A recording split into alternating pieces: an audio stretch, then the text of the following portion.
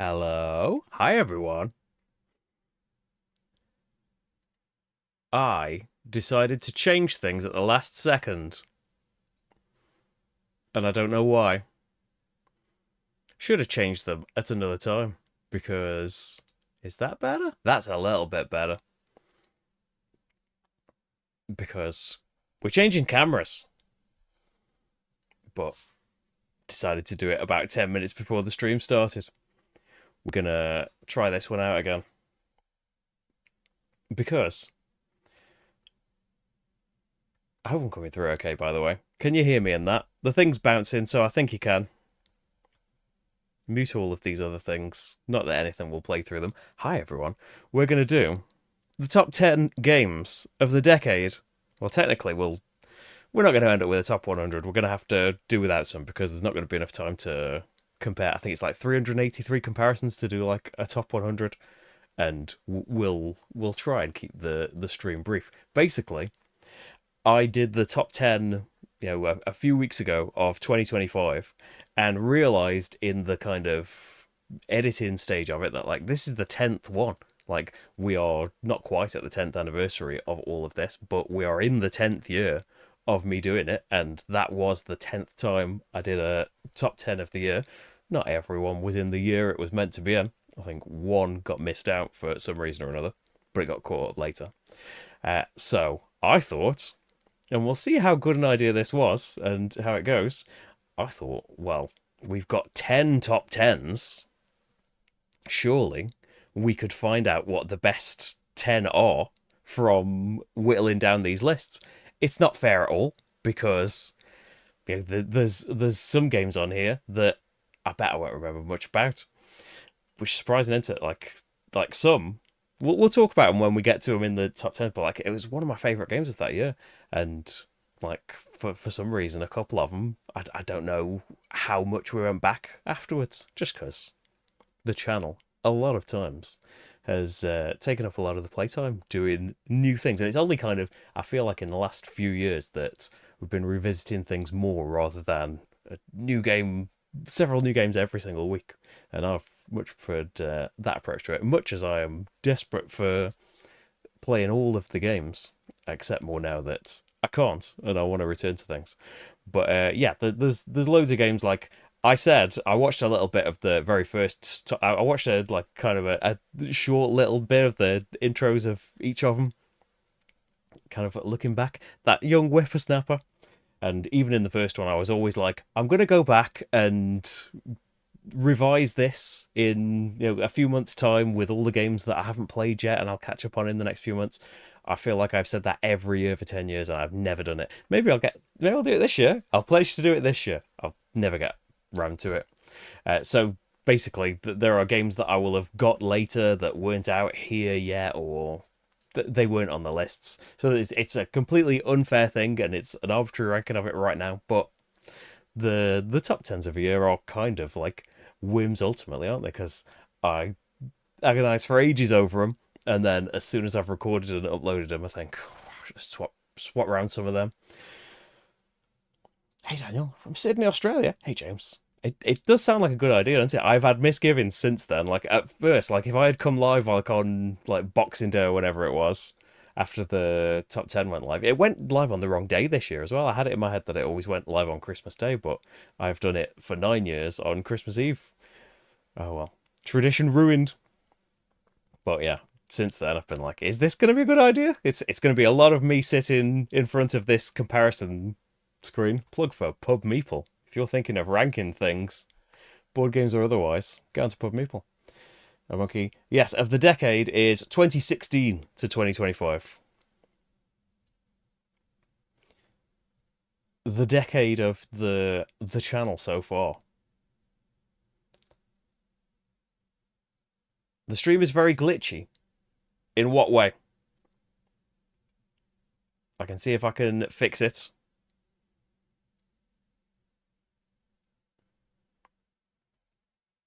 Which part of it is glitchy? Let me get the full chat on here. I've got the chat thing on my little monitor. Yeah, then Happy New Year. Hey John. Hey Jackie. Soulmate when it comes to tasting games. Aw. In fact, is the preview looks kind of. Is it? In what way is it glitchy? Is it glitching for anyone else?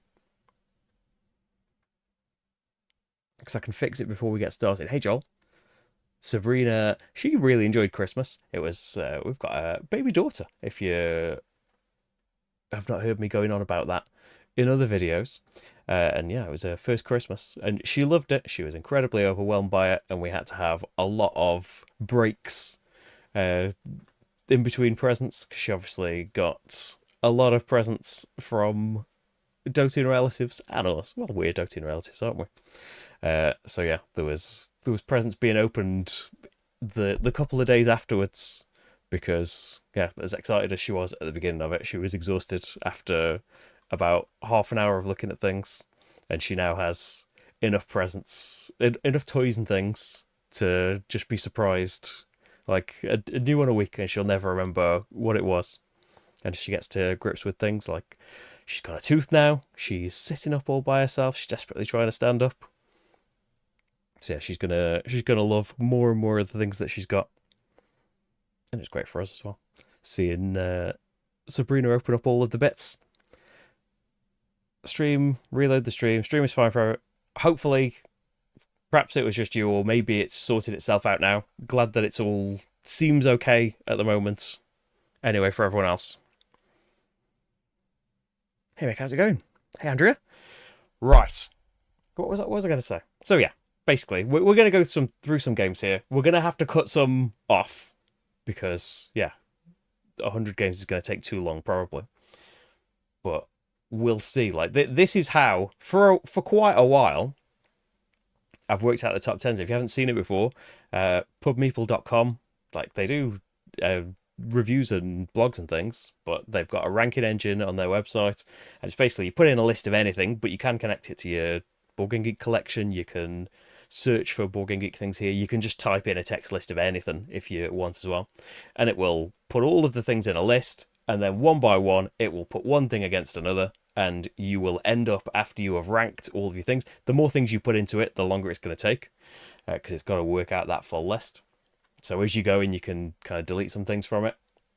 But yeah, after you don't have to do every single thing against every single other thing. It will work out a ranking as you are answering these comparisons. So we have got here, so we won't go through like all of the games just in a dry list straight away, but you can see throughout the 10 top 10s, some of them were, I think one was a top 15 or top 25 or something like that. I just did the top 10, but you'll see we have ended up with more than 100 games. So this is everything that was in those top 10s. And looking back through them, like, oh, I don't really disagree. There's like some that I think like Ark Nova, I remember like I got that late because that was so unavailable, whatever year that was. And I think I was playing it in like the January, February, and I was like if I'd played that earlier, that would have ended up in the top 10, and that would have been revoked. I would have disagreed now. Although I played Sanctuary recently, and I've only played it solo, but I had a lot more fun with that. Right, so let's jump into it then. So yeah, we're going to delete some things because it's going to take 383 comparisons. There are more things basically because one of the years there was a tie, and I didn't realise till it was too late because I should have deleted number 10, I suppose. I think Detective and Chronicles of Crime shared a place, and the very first one, I was horrified by this when I went back to 2016's and saw that honourable mentions Fuse and The Gallerist, and I was thinking like, what? They weren't in the top 10. They were like 11 and 12 or something. How are they honourable mentions? Like Fuse, it's been a long time since I've done my top 10 of all time, but a new one is hopefully going to come this year. But yeah, when I did one in 2019, Fuse was in like my top 10, I think, of all things, and it wasn't in the top 10 of 2016. And it's because I watched a bit of it, as I said, and I was using it to basically talk about 12 games because Board Game Geek said they were 2015 games, and they definitely came out in England in 2016. So I should have kept them on there, but I think I just wanted an excuse to talk about some more games. So I've included them in this because to me they're 2016. So I don't know how this is going to go. We're going to delete some things as we go. because you see that some things I can't remember too much about, and it's not worth ranking against stuff. And if you want kind of like more verbose descriptions of any game, you could go to my top 10 of that year. I suppose it doesn't say underneath, oh, it was this year, but Otis is 2017, because this is one of the ones where I'm like, it was one of my favourite ones of the year. I don't remember too much about it. I remember we went diving. I remember the boards moved around a lot. I remember it being very cool. I don't remember playing it that much afterwards. On Mars, of course. It's a glorious Vita Lacerda, one of the heavier Vita Lacerdas, especially to me. It's the probably maybe I haven't played Vinos, original rules for a long, long time. So maybe that would still be kind of at the top of weight, but On Mars is the one where I always felt like in the base game anyway, with that solo, that I don't really feel like, not rules wise, but I don't know what I'm doing with like a strategy and stuff. So it's like I love it as a Lacerda, but I feel like I'm not up to the task. But the expansion, I felt like I was. So we're going to, because like I think a lot of games as well, we like there have been kind of two major extinction events for board games that I have. One was when we moved, which is like 5 years ago now, because I had to get rid of loads and loads and loads. And one was, well, last year when we knew Sabrina was on the way and she needed the room that was kind of a dumping ground for prototypes and games and things, which not 100% of the way there, but yeah, a lot of things had to go. So yeah, Otis, unfortunately, as much as I loved it, I don't have much more to say about it, and I know that it went when we moved. I remember it being great. But sorry, Otis, it's going to get removed from the ranking process. We're going to have to do this with a few things as well. Primal the Awakening, amazing card combo boss battler. Absolutely love it. Pandemic Legacy Season 2, which, like, if we'd gone back to 2015, I had to look up when Pandemic Legacy 1 was, because that's still, like, it's got so many things going for it that, like, love Pandemic so much. First introduction to Legacy games, I think, for us anyway. I know that Risk Legacy had come before it, but for us, our first Legacy game, and probably the one that we enjoyed the most. Although, like, Gloomhaven has got Legacy stuff in it, but, like, as a full-on, like, go through this 12-month campaign, tear cards up, write on cards, all of that stuff. Yeah, Pandemic Legacy Season 1, still, like, 10, 11 years on, is one of the best experiences we've ever had in board games. And it came fairly within like the first few years of us really getting into it.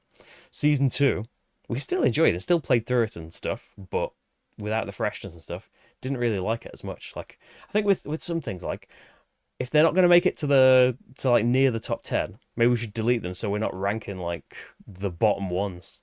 Like, I don't think Pandemic Legacy Season 2, I never played Season 0. I always think one day maybe we'll do it. And like the story we didn't enjoy as much in Season 2, where Season 1, it seemed like it was always kind of surprising us. I won't delete it yet, but I'm going to say Primal, of course. Saltfjord or Medora. It's getting high up ones against each other. Like, when it's like Primal versus the Pandemic Legacy you didn't like as much as the first one, that's easy. So Saltfjord, re-implementation of Santa Maria, which will be coming up and we'll need to delete off, because Saltfjord is like, it's redone Santa Maria with much more palatable theme now. Although, admittedly, I didn't complain about that at the time, did I? But with hindsight, so yeah, it's been re-implemented. Not all of the expansion stuff has been. Like, one bit from the expansion I think got put into Saltfjord, but hopefully in the future we could get more bits to it. Medora, if you are a fan of huge dungeon crawly boxes, and particularly if you're a fan of Final Fantasy-esque things, like traditional Final Fantasy stuff, then Medora might end up being perfect for you. Because, yeah, me and my wife Rach, big fans of Final Fantasies, the different ones we tend to be. But, yeah, we are into the kind of very verbose, very long story. So that's the kind of thing to know about Medora. It's a fantastic dungeon crawl system, but in between each session is a huge chunk of story, like 15 minutes or more. And we loved that about it. You can, like, I think there's kind of a Cliff Notes thing on their website if you want to just go through some bullet points of what the story did, and you don't want to read through it. But yeah, we are totally up for the story. I'm gonna have to say Madara. That's tougher. Metal Gear Solid or Lisboa. So Metal Gear Solid, one of my favorites. That was 2025's list, wasn't it? Does a fantastic job of bringing the video game to life. It's such a good stealth system. Like the gods work in a simple way, but it is so effective and so tense. But Lisboa, like I've Beastly said, is not. He can't sweep the whole top 10, surely, but yeah, it's one of my favorites. I realize I just described that one like you're rebuilding Lisboa after it has been destroyed by floods and like a hurricane caused a flood and then that caused like fires and stuff like that, or like the floods put out the fires but they did more damage. Three bad things happened to Lisboa and we need to rebuild it anyway. I'm gonna go Lisboa. Messina, Vladimir Succi, stuffing rats in like rats are spreading disease and stuff. We need to stamp it out. Or Quadropolis is one of the only kind of like with its base rules. You're building a city in a grid, and how you take the tiles is defined by like you've got an engineer 2 and you put it in a certain row and you take the second tile along. I think like Meadow did like either used that system or did a similar one. But yeah, cool selection system, and its base game. It's kind of like a gateway plus game. Probably not like a completely introductory one, but then it's got an advanced mode that makes it more interesting. It's got an expansion and stuff. Probably the Until My Sister Gives Back Ticket to Ride, which I don't really mind her having. When are we going to play Ticket to Ride? Probably like the closest like family weight thing I've got around. Maybe I'm going to say Quadropolis. I've got a real soft spot for Quadropolis. Rush MD is real-time doctoring with a kind of dexterity element to it. Sometimes there's like balancing on hospital beds. You've got you work as a Santimes things, which we'll talk about with another game. Or Lands of Galzir, big storybook questing game, but it's kind of like you are not like these heroes that are bound to save the world. You are these animal folk, like loads of different kind of animals in the same world as things like Dale of Merchants and Dawn of Peacemakers. But yeah, you're starting out with like a little story, and you will go on these little quests helping people out. There is like a bigger narrative going on in between the games. It's kind of a persistent game, but you will just play like a session of it, and things will change in the game as you keep playing it. Ooh, that's tough. I think I'm gonna say Galzir. Revive, fantastic porter game from a few years ago. Even better with the expansion. Kind of like rebuilding, like reviving the Earth. The Earth is like this post-apocalyptic wasteland, and through clever card play, like multi-use cards, depending on which slots they're played in, they do different things. We are trying to like rebuild the land. Or, I mean, Revive is absolutely fantastic, but Project Elite, I don't know where it came in my like top of all time, but in terms of like if we were just ranking things that started the channel off as well, Project Elite is one of the big ones. Real time, hey, you see real time come up quite a bit. Real time co-op, fight off the aliens. It's one of the games where you roll dice like rapidly until you get the results that you want, but there is a result on the die that will move an alien every time, and they're trying to get to like your base in some of the maps, and you need to kill them before you do that and get to upgrades and things like that. It is so good. Wasn't a big fan of the refresh that Simon did. Original gloopy minis for me from Artipia. I'm gonna say Project Elite. That was really good as well. Like because I've made the list, so like there aren't as many surprises. Even though it was a couple of weeks ago, so I'm sure I'll be like, oh yeah, that's on the list. But yeah, it is cool looking back to be like, oh wow, that was so long ago, and I haven't played Project Elite for ages. It's true of a lot of games on the list. So Kitchen Rush, this is basically the precursor to Rush MD. And while we're at it, Artipia, where are more Rush games? Like, I always said I wanted Rush, so we could do a music themed one. But any Rush, we want more. Well, I do, and that's all that matters, right? All you need is one person to want it. So Kitchen Rush is the original, and my favourite still. You are working in a restaurant. You have got to seat people at their tables, take their orders, cook their food in the kitchens, all with sand timers. You can see as well, like a lot of these things that I'm talking about are like I've got playthroughs on them. Like you can see a playthrough, I think for Rush MD as well, but definitely Kitchen Rush. Me and Rach did it back in some of them. The older you get, it's shaky cam days. So if you get seasick watching handheld cam, watch out for some of the older videos. We didn't switch to static cam for quite a while, probably halfway through the channel. It was an option for a bit, and then it took over. But yeah, Kitchen Rush is going to win this. But Newton was a fantastic Cranio, Simone Luciani, and is it Storm Jones as well?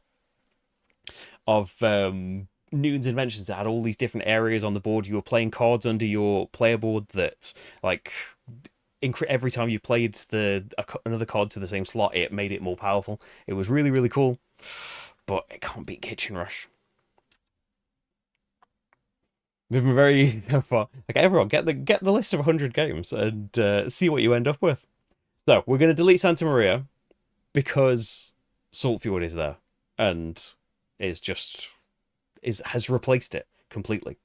But it will come up again. But Millennium Blades is a game of collecting a collectible card game, like Magic the Gathering. So Millennium Blades is a fake Magic style card game, and the game is us buying packs and trading and getting rare things in real time, but I think there's a way you can play it in not real time. We have a phase where we are trying to buy all of these packs and build up these decks to be able to like get sets for selling to collectors and getting points that way to get a good deck to play a game with.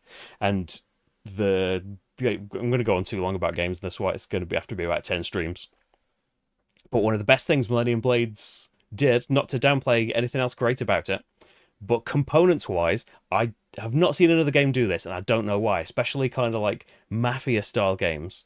But in Millennium Blades, the money is stacks of cash. Like, it's paper money, but it came with stickers for you to bundle up, like bank style.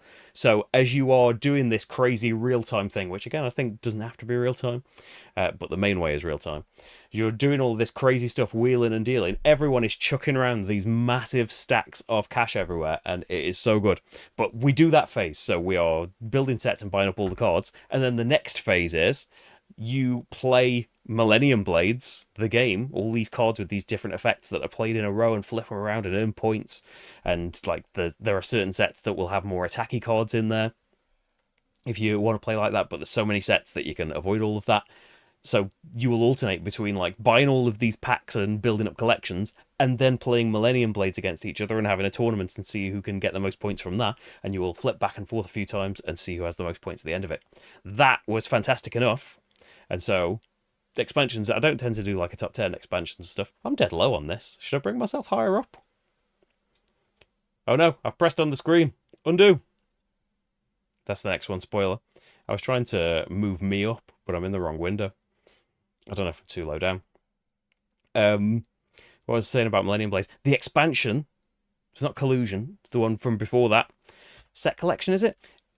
Expansions, anyway, made it cooperative. So all of those decks where we're like, oh, there's a load of sets where we're not going to include them because they've got cards that do negative things to each other.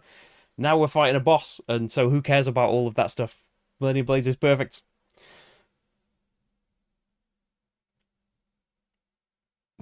Too much because of motion sickness. I think some real time I really haven't enjoyed, but some of my favourite things, it turns out, are real time. I don't really play that much of it lately, I don't think. I think it's been ages since I've played a new real time thing. Fuse Countdown, actually. Yeah. Is like... That was only like a year or two ago, wasn't it? About a year and a half ago. Yeah, I'm worried that I will still be talking about... I might still be talking about Millennium Blades in 12 hours.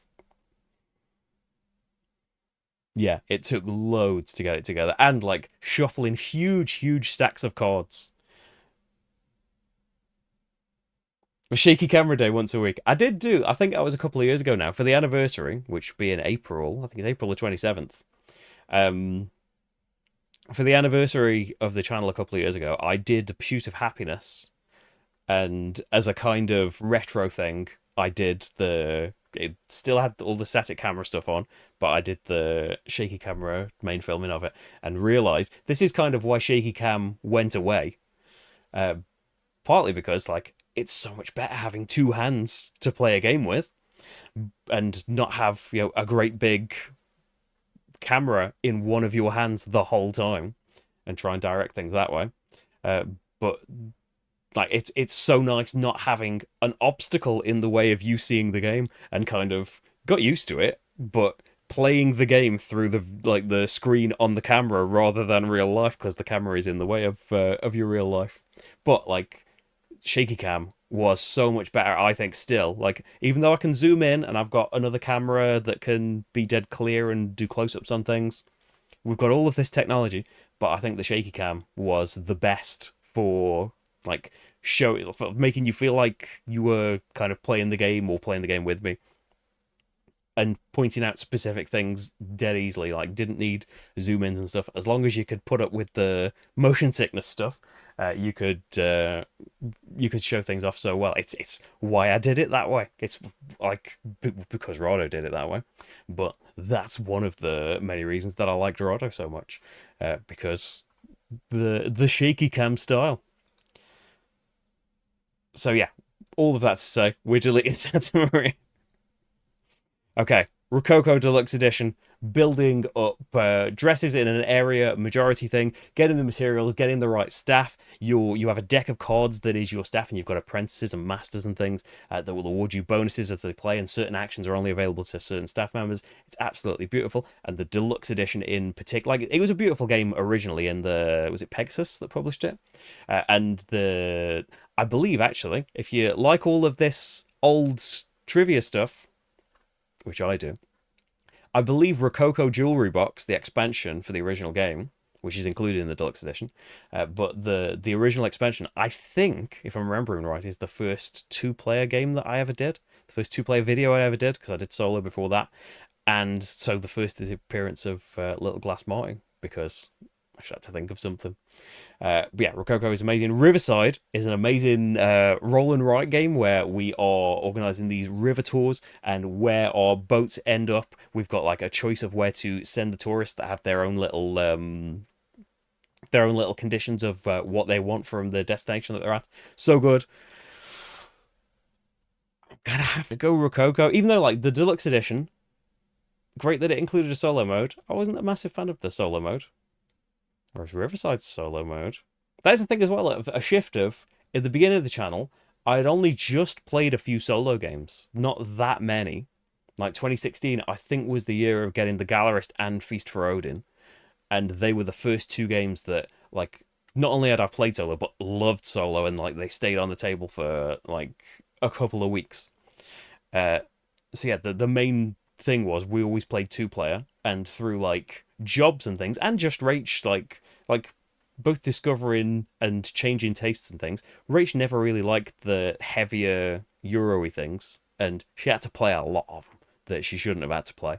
But yeah, Rach, like we haven't got as much time to play together, especially with Sabrina. The last game we played together was, it wasn't Iridia. That's the last big campaign we did together. But the one we did after that, Occam Horror, the Drowned City, we didn't enjoy too much in the end, but we will play games in the future. But yeah, it's shifted to more co-ops in two-player, and play a lot more Euro things solo now. So that's another thing that's kind of shifted in the top 10 things. The first video we watched was Castles of Burgundy, the card game. That's the first one. And that's not in shaky cam, actually. That Castles of Burgundy, the card game, was, and I think the first 4 or 5 were filmed like this, until I bought a camera that I couldn't afford. But the first videos were my phone on top of a load of wobbly cardboard boxes and like this Poundland tripod, literally from Poundland. And I had to pick games that could fit in the frame, because your camera couldn't zoom out very far. It didn't have a 0.5 zoom back then. Like, I had the boxes could be this high so I could see over them, and so you had to pick these games like Castles of Burgundy, the card game, and Octodice and stuff. And I think at the time, like, I did solo playthroughs of them, so what am I talking about? That was 2016 though. That was one of the things that kind of made that first video happen, really. That, oh, I'm loving Castles of Burgundy, the card game, right now. I love watching these videos. Maybe I could make a video. No one's done a solo one for Castles of Burgundy, the card game. Maybe I could do one. And then Rach had to talk me into actually posting it, as she had to for a little while at the start. It was great, the shaky cam, wasn't it? Oh, thanks. It is very difficult to do all of those things at once. And it's one of the reasons that so many goofs happen. Partly, some of it is that I'm just prone to that. And my mind wanders. And I forget strategies that I come up with all the time. But, yeah. There is a lot going on at any one time, especially doing it live. Even this, I missed the thread of everything. Okay, Legacy of You. Fantastic campaign game. It's not a legacy game, but like you'll play through. It's not a set number of games. It's until you have won or lost 7 games. So there's a storybook guiding you through these things. When you win, you'll get things that make it harder. When you lose, you'll get things that will make it easier next time for you. And it's a beautiful card game where you've got like a row of things that are going to be attacking you. You've got a row of villager cards to help you out. I played through an entire campaign of it, if you'd like to see some more from it. Carpe Diem. It is the Steffenfeld where they changed it, how you move your piece. So the thing I remember most about Carpe Diem is like partly the feeling of thinking it was so good. It's still up there on the shelf waiting to play it. It did get brought to a game night with friends, and based on the look and the name of it, they did not want to try it. But it was so good. The thing I remember about it most is having that kind of like star-shaped section, and you're trying to gather all of these tiles, but if you went to sections and if no tiles were there, you got to pinball off them into other sections, and it was a really cool system. But in the later edition with that cover, that I don't think this is, I like the old cover, but like I don't think this is any better. But they changed it, and basically there was no difference, like making it a star, and it got changed to be a circle, and you could just move left or right of like the space that you were in. Like functionally, I think like they did that because apparently people were getting confused, or it was simpler or something like that. But like functionally, for all of us original people that were like, the pinballing was so much better, I think functionally or gameplay wise it made no difference whatsoever, and just maybe made it look easier. I'd miss the pinballing. I'm going to say Carpe Diem, it's not fair to you because you didn't. If you'd got played at game night like about a year ago, then maybe recency bias would work in your favor, but I'm going to have to say Legacy of You.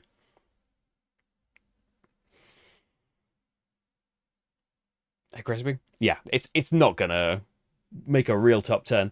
There are loads of games that I would have played after I made the top 10 that never got included because I never got around to doing updates for those things, and things have changed, not just like in games that have come out, but also in not entirely in my taste for things, but some in taste for things. Some in more recent years I would have scoffed at in the 2016 days. Like, I play a game with dice? I am Euroman. Now I've dominated all forms of gaming. Maybe not wargaming. I don't think we're ever going to dip toes into that. Did an 18xx game even. I messed up a load of things, and it was too complicated for me, but there is a playthrough of me trying to do it. Carnegie.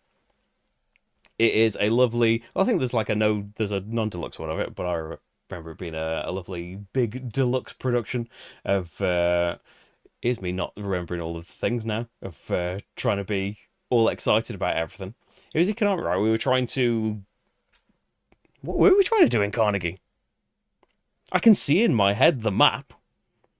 And we were putting out buildings on the board and stuff, and we were trying to earn the most money. But that doesn't sound like a very good description of it at all. Oh dear, I remember more about Carpe Diem. What's wrong with me?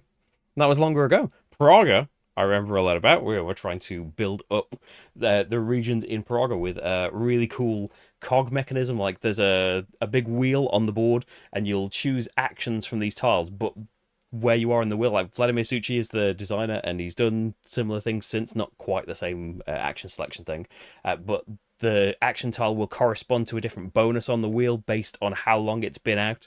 Will hopefully make it more lucrative as it goes along. It is so good. It's even got 3D components of like, I think you can play it just without, but it's got like you're going up cathedrals and palaces that are like these big steps. It's got a bridge that you can be working to cross in the middle. It's so good. And it had a decent solo mode in the base game, but then they came out with an even better solo mode that you can print and play some cards for. Is it the first Delicious game as well? No. No, Underwater Cities was the first one, wasn't it? But yeah, I'm gonna go Praga. But I feel bad for I'm letting down Carnegie. Railroad Revolution, which was building railroads across America. I mean, it's from Marco Canetta, Stefania Nicolina, who did Northwind, that I did quite recently, which is a very different kind of game. But the glory days, right? When you could be like, oh, what's your game is going to come out this year? And it's going to be such a cool, different, usually heavier, but not always. Railroad Revolution wasn't a great big heavy one. But like, I don't think we ever experienced it, but I remember it getting complained about a lot that things were imbalanced in it, and then they brought out an expansion that sorted all of that out and made it even better. And then I don't know the timeline, but around that time, what was the game? Is it like Madeira? What's Your Game ended up doing like a Kickstarter for that's kind of fallen apart and disappeared, and so is What's Your Game, unfortunately. It seems, unless something's changed. I'd love to hear that something's changed about that. But yeah, they were one of the publishers that basically be like, every Essen, whatever they're releasing, I'll be looking out for. Clans of Caledonia is the best Terra Mystica game. Well, I wasn't a huge fan of Terra Mystica. Gaia Project I liked more, but Clans of Caledonia, using that similar system of hex-based map, we are spreading out, putting different kinds of buildings out, and as we remove them from our player boards, it generates more effects for us. But we're doing it with the Clans of Scotland that have got their own very varied powers, buying and selling from a dynamic market where the price will change based on what you are doing. Came out with, like, it's not on the top 10 for that, but came out with a huge expansion, Industria, that I did a playthrough for. There's not much in like the new train map that the bot interacts with, but yeah, just adds more to all of the main stuff from the base game, and adds some cool different modules that you can include as well. I don't know. I've played it with Rach, definitely, when we had the prototype for the Kickstarter. But I don't know if I've played it more than that. I remember our friend had it, and we were going to play it at some point and never did. I've definitely played it a lot solo. I'm going to say Clans, but I feel like that might be a recency thing, and we need to get Railroad Revolution out. This isn't good for me cutting down on games. What a combo to come up with. It's 2 Snowdale games. Speaking of Lands of Galzir, 2 more games set in that world. So Dawn of Peacemakers is a campaign-based game with unlockable boxes and stuff, where you are trying to... There is basically a deck-controlled war game going on between 2... Like, they're controlled by these decks of cards. There is an AI war game happening on the board, and we, separate to that, are roaming around these hexes, playing cards to sabotage the war from happening, and basically, not trying to influence so one side wins, we are trying to wear down both sides enough that they both give up and go home, because we are the peacemakers. And, like, we're trying not to let casualties and things happen, but, like, there is a war going on, there is a battle going on underneath our feet. Such a cool idea, so well done. It has been re-implemented and made not a campaign game. Like, there are like a certain number of levels in it, but the levels can be very variable and change instead. But it's not like secret boxes and things like it was originally, and things have changed mechanically a little bit as well. But that's come out as Peacemakers. Is it Peacemakers Dawn of War? Peacemakers is the main thing anyway. I might be getting the subtitle wrong there, but yeah, if you... It sounds cool and you can't get hold of Dawn of Peacemakers, there's a new version of it.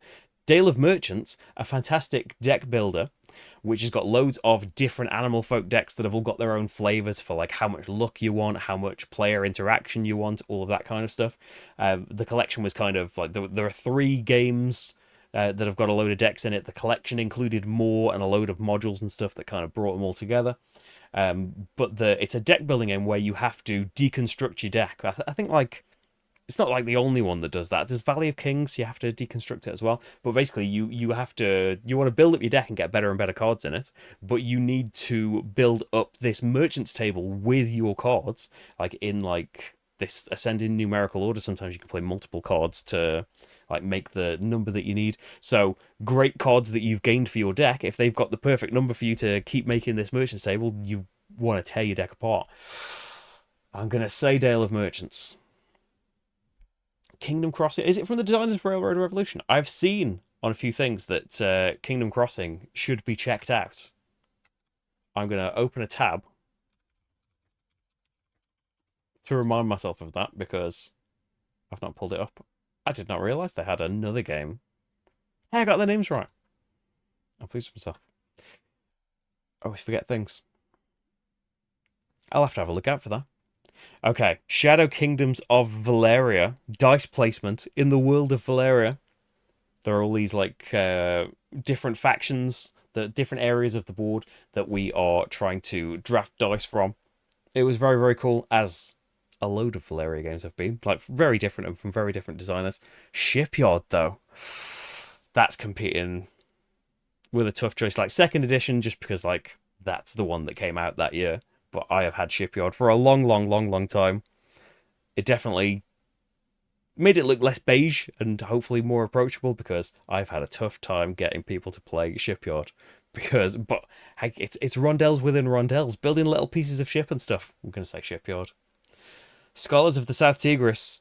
I mean, I absolutely love Super Skill Pinball, which is kind of a roll and write kind of, you're not rolling and writing, are you? But yeah, you are moving your pinball, you're rolling and moving your pinball across this board and trying to activate all of these various mini games across very diverse boards across different sets. There's a couple that have come out since I've got one, I think. I don't know if they've made it to England yet, but there's like a Harley Quinn Batman one. Did one come out after Star Trek? I think Star Trek is the last one that I've got, but so good. But Scholars of the South Tigris, I mean, we're also comparing things in any top 10. Very, very different games. But I'm going to say Scholars. You can see a pretty new set of playthroughs of me going through the South Tigris trilogy as I do the Moon Saga. But Scholars, we need to... Inventors is going to come soon in the next few weeks. So we'll see then. Well, I'm going to have to decide now, aren't I? When Inventors came out, I had it usurping Scholars, but having played Scholars more recently, I think Scholars might be my favourite of the 3. But as much as I love Super Skill Pinball, it is going to be out Super Skill Pinball. Euthia, great big, like, not dungeon crawl, but like overworld adventure game. Think like Mage Knight, which I think is like a big inspiration for it, but not in terms of like card play and stuff. You're still roaming around this world, going to these different locations, fighting things, building up gear for your character on these different tiles and things. So expansive, so immersive, so good. Tikenyu, it had a big obelisk in it. It was dice placement. It was David Torcy. I loved it.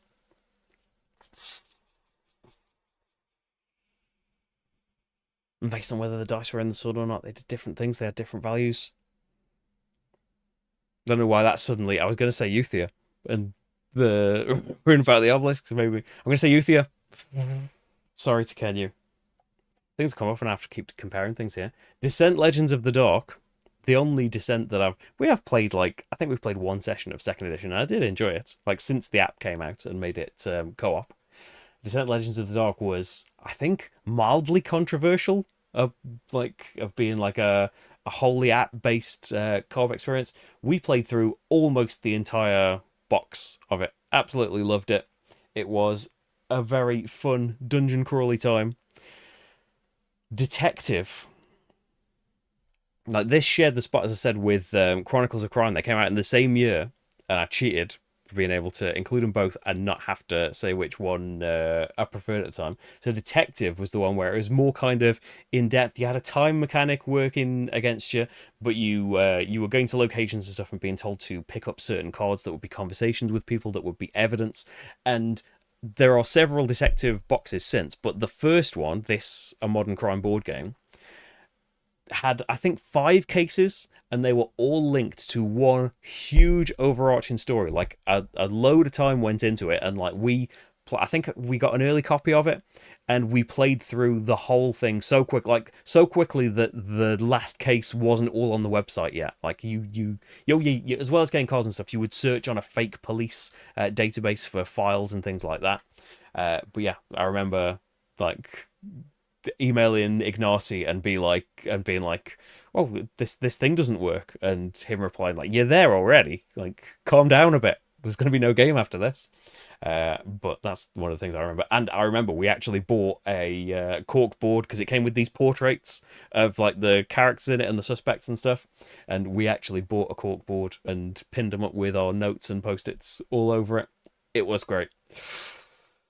I'm gonna say like, and that's hard as well because like having a legacy game on there, like it's just kind of your memories of that experience. You can't go back. I know that like some things you can make kind of replayable variants and stuff for, and maybe we would have forgotten enough about Detective to be able to play it again in a few years, but I don't know if you can ever go back to it. Like Descent, you could always be a different character, couldn't you, in a campaign game? You could always make different choices. Detective. Haven't got to a game you played yet, Christopher. I'm sure we'll get one in. Okay. 2025 versus 2024. So Speakeasy, potentially my favourite Vita Lacerda game now. My favourite game of last year. It's Prohibition, and we are gangsters that have all decided to work together and be one big happy family and not fight each other so that we can fight the real enemy, Prohibition, and get people the booze they so rightly deserve. But there is a mob that has chosen not to work with us and is going to be fighting us, so we've got to try and hold them off. Like, it's not cooperative, but we have agreed not to fight each other and try and make the most money without doing that. Tales from the Red Dragon Inn. Hey, dungeon crawly. I love a big adventure dungeon crawl game. One of the best, like I don't say in recent years, like probably one of the best overall. That like, and it's from like, I know there's a big Red Dragon in series of games that I think is more like a take thatty card game, competitive one. I'm speaking very vaguely. I haven't really played it. I see take that in the mechanisms and I dismiss games. But yeah, this is a wholly cooperative campaign, like scenario based campaign game where like the teaching of it, the conversations between the characters in the story segments, their powers themselves, it was like so approachable without being like, oh, this is a bit of a easy mode, a bit of a kind of too introductory for us.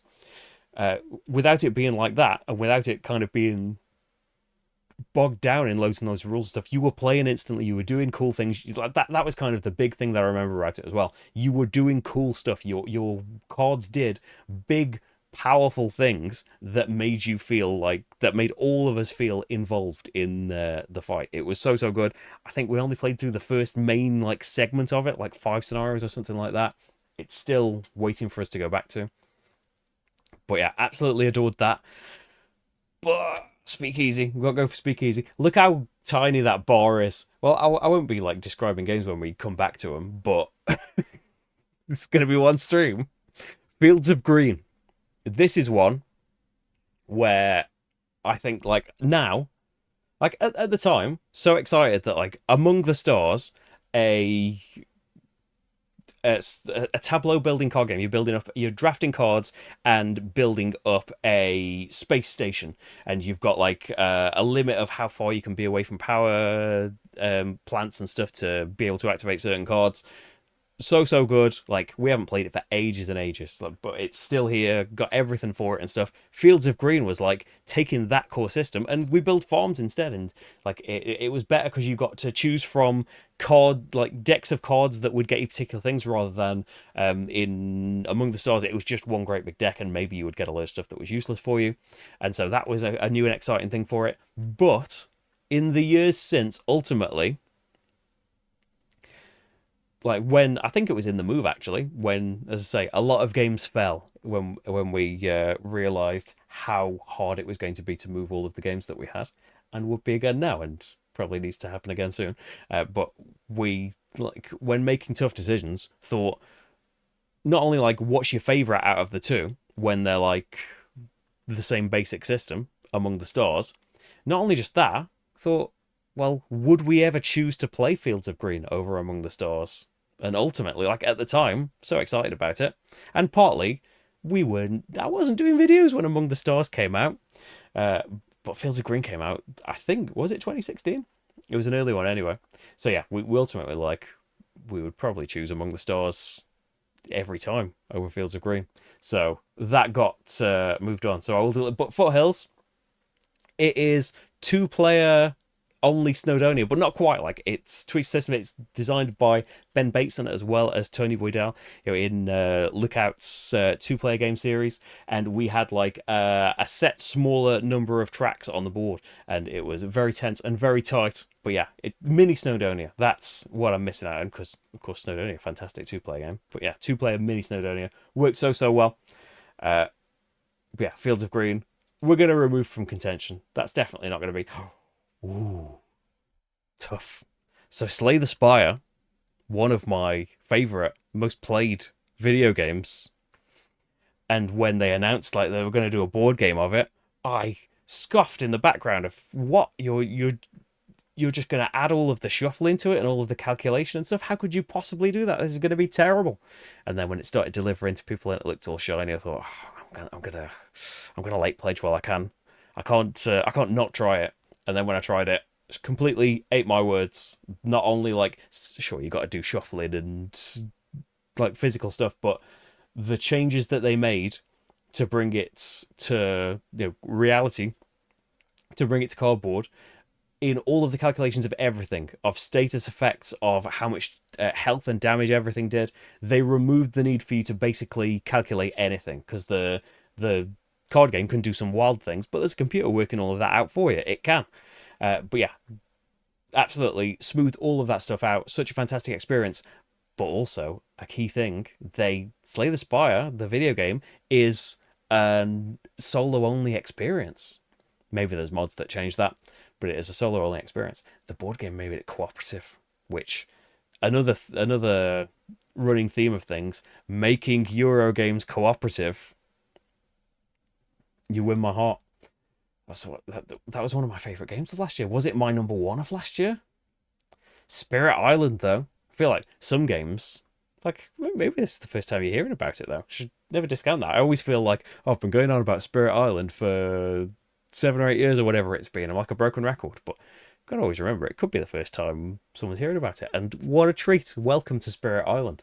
Spirit Island is a cooperative game, a tough cooperative game, where we are the spirits of an island that so-called explorers have decided to set foot on and destroy all of our, natural resources and native people and stuff. And so, using our spirit powers that are wildly varied in style and complexity and stuff, we are going to get them off, whether it's destroying them all, whether it's scaring them all off. There are so many expansions, like you can have the invaders be themed to a different country and they will behave differently. There is so much for it. It is so cool. But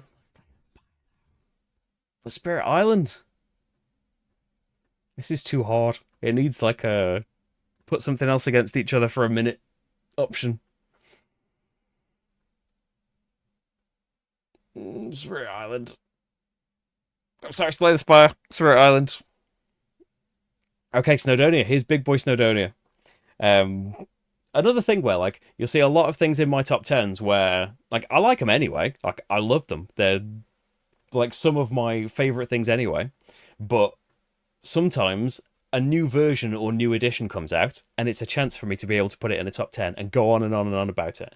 So Snowdonia came out with so many different expansions and things that were often just like little decks of cards in bags and sometimes some tokens and things. So many different promos and varied things. The master set, like, fair enough, there were some, like, little hiccups and things ultimately, but in the main, looking at the big picture, it brought all of that together in one box. Sure, more promos and things were made since, and like there was another expansion that was made to put like to do like a fixed pack, but also like here's another scenario for it as well. A way to bring all of that stuff together, and some of that stuff was really hard to get. I didn't have nearly everything for Snowdonia. I had like a decent amount of expansions for it, but um yeah, nowhere near all of it. Now, all of it for now, because like maybe 2026 is it, I don't know if it's scheduled for delivery in 2026. If it is, one of my most anticipated games is Snowdonia Grand Tour. Hey, we'll do more expansions for it, but now they're all different boards. We can do wildly different things. We can do a murder mystery with Snowdonia. But that's if it comes with a campaign as well. Not to talk about non-Snowdonia things, but if you're thinking, oh, I've got all of this, what am I going to do with this? You can play a great big campaign, and you can plug any of the scenarios from this into it as well. And I think it's going to come with like a. It definitely has not. I think I have seen it. I have gone for it. It's gonna have like a final fix pack as well for the Master Set version. Dice Theme Park. I mean, I think the writing's on the wall which one's going to win, but Dice Theme Park is a fantastic dice placement game where you are building up your tile lane as well, building all of these different attractions in your theme park. But the dice are the visitors there, and the numbers on them. Sometimes it's required for particular attractions to have like a pair or numbers higher than this. But you would path the visitors to the various attractions, and so would need particular colors and all of that. And so they would go to an attraction, tick down a number, and go to the next one. And sometimes you would get abilities that would raise the dice back up. And basically, when their number would tick down from 1 to 0, that means they're too tired and they would leave the park. So, like, you'd use mascots and things to beef them up. So good. But Snowdonia is one of the ultimate favourites, I think. Suburbia. Hey, tile lay, probably one of our first big loves. Tile laying, building up a city, later in expansion stuff, building up borders and things for it, getting a strange, lovely story going on with your city as well. And the collector's edition kind of, I think not only did it bring everything together, it added a new expansion. It's one of the ones where, as good as that new expansion was, especially with shelf space and stuff these days, I had Suburbia and like 2 expansions and a lovely insert in one little box. And then I traded that up for admittedly like lovely new art and stuff, but I liked the art in the old one as well. I wonder if like doubling the box size to get one more expansion, should I have done that? But the collector's edition is what I've got, and it is lovely. Star Trek Captain's Chair. One of the big things from last year. So it's the Imperium deck building system where you've got like a load of different categories of cards out here, but now we're all Star Trek. So you play as a particular captain. You've got a deck of people that would be in your series and stuff, and that would be on your ship, depending on which captain you're playing. And so you start out with a basic deck, and you will be adding cards to that will be just from all of the world of Star Trek. David Tortsey, one of the co-designers with Nigel Buckle, I don't think huge is the word for how into Star Trek he is, how big a fan he is. So yeah, absolutely chock full of references that are over my head, but I appreciate that they're there. If there's ever like Beatles Imperium, I'll be there to appreciate all of the Easter eggs there. If there's a Vic and Bob Imperium, I can delve deep into that. But Star Trek, I recognise some of these things. So good, so deep, so complex, so long, but kind of worth it. And I think, like, where am I in, like, year 2 or 3 of a 5-year campaign that you can play a great big 5-year mission of it. But, yeah, a baby came along and live streams got interrupted. Maybe we'll get back to it one day. Maybe we'll be coming up with the new box that's coming out. So good, but is nostalgia gonna beat out? I think it is, you know. Captain Chair is so good. When's the last time you played Suburbia though? You can't knock things down for that. My snap decision, and we've got to do snap decisions on this so that we can stop the stream at some point, is gonna be Suburbia. And I don't feel good about that. High Rise from Gil Hover of Networks design fame. You are like developers building these skyscrapers on the board. Like the board is full of action spaces, and it's got like a time track mechanism where you can go to any space you like, but the person in last place on the track gets next turn. So the further you jump ahead, the fewer actions you're gonna get. Kingdom Rush, real time tower defense. No, was it real time? It's tower defense where we had these big trays of characters, and based on how we placed these things, we didn't have trays of characters. Our characters did certain shapes of attacks. We had trays of enemies that would be advancing on us, and our characters would do attacks that were polyominoes, and you would place them on the enemies to kill them. So cool. Oh, they're both really good. I don't feel like they're going to come out in the top 10. I'm going to say Kingdom Rush instinctively. It's either going to have to be like a two-part stream, or I'm going to have to just do it in silence or something.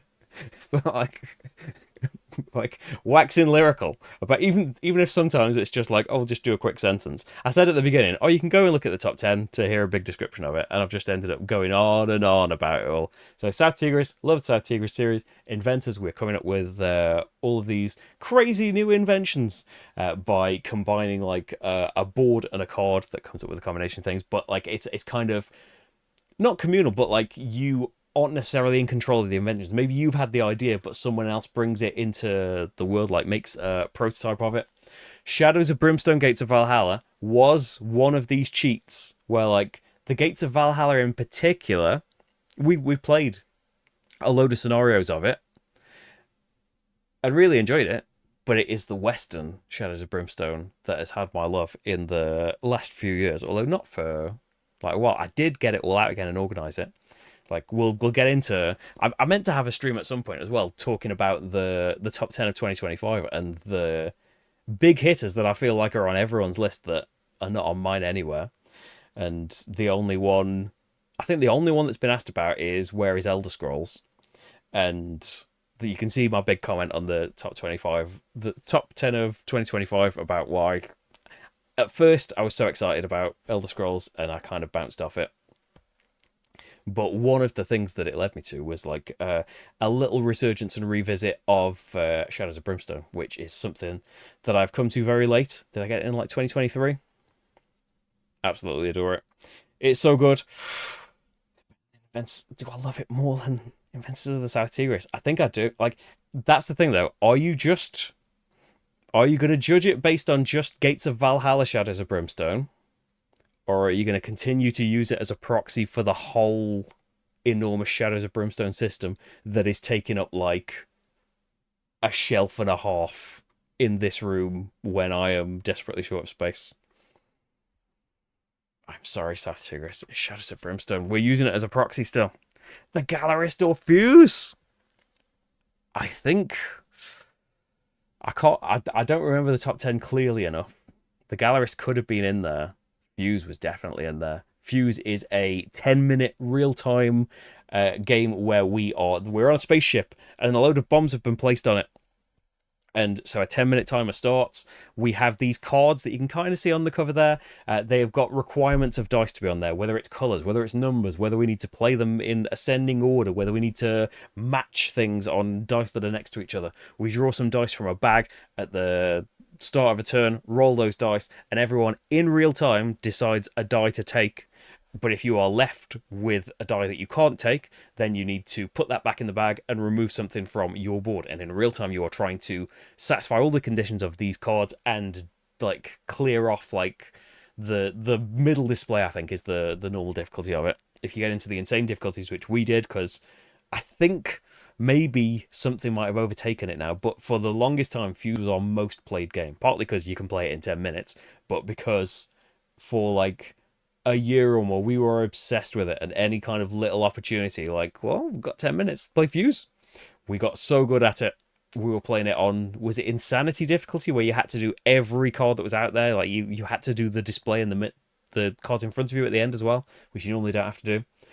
Fuse Countdown, as we were talking about earlier, came out about 18 months ago, which is the same system, but like you've got like special powers now that like you've got things that make you more powerful, but they also add to the thinking time, and you've still only got 10 minutes to do it all, so it balances it all out. We found that with Fuse Countdown, our skills have all completely disappeared. You can see a couple of playthroughs that Rach and I did. I think we lost all of them, even on like lower difficulties. We need to get those skills back up again, but absolutely love Fuse. Gallerist, solo wise, like as I said, Speakeasy I think might have usurped it, but for the longest time has been my favorite solo Visa Lacerda game. You are the owner of an art gallery. You need to go out and discover artists. You need to put them on the map, make them famous, make them celebrities, make their art worth more so you can sell it or have it put up in your gallery and it's really prestigious. The solo mode is so good, even though you don't really have to do much for the bot. It just moves to the next space along, kicks you out, which is a key thing in the game for doing these executive actions. Acts as a timer for the game, but like just the stuff you're doing yourself is so involved. It is so good. Probably one of the things that has had the most playthroughs on the channel, the most revisits. I mean, Iridia is probably the most videos on the channel, just because we did the longest series ever of it. Oh, are you going to put Fuse higher than the Gallerist? I just think about that adoration of it. It doesn't matter that our skills waned of it, or that other things got in the way.